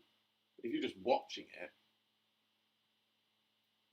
you're not watching, you're listening. And if you're listening to it, it's not really scary, because you're expecting to see something and you're not seeing it. If that makes sense. I'm starting to ramble again now because I'm getting tired. So, right. Well, 5 viewers at the moment. I think I'm going to end the stream here, and I'm going to try and get my head down for now. Thank you for keeping me company tonight. It's been fun to just have a chat and just ramble on about things and answer questions while I'm doing some customs work. I may do this again in future, I don't know. We shall see. But thank you everyone for joining in, and I will see you all. So I salute you all, and I will see you with another video very soon. But normally that's where I would cut off, but now I've got to drop this hand because I've got to stop streaming. Bye bye.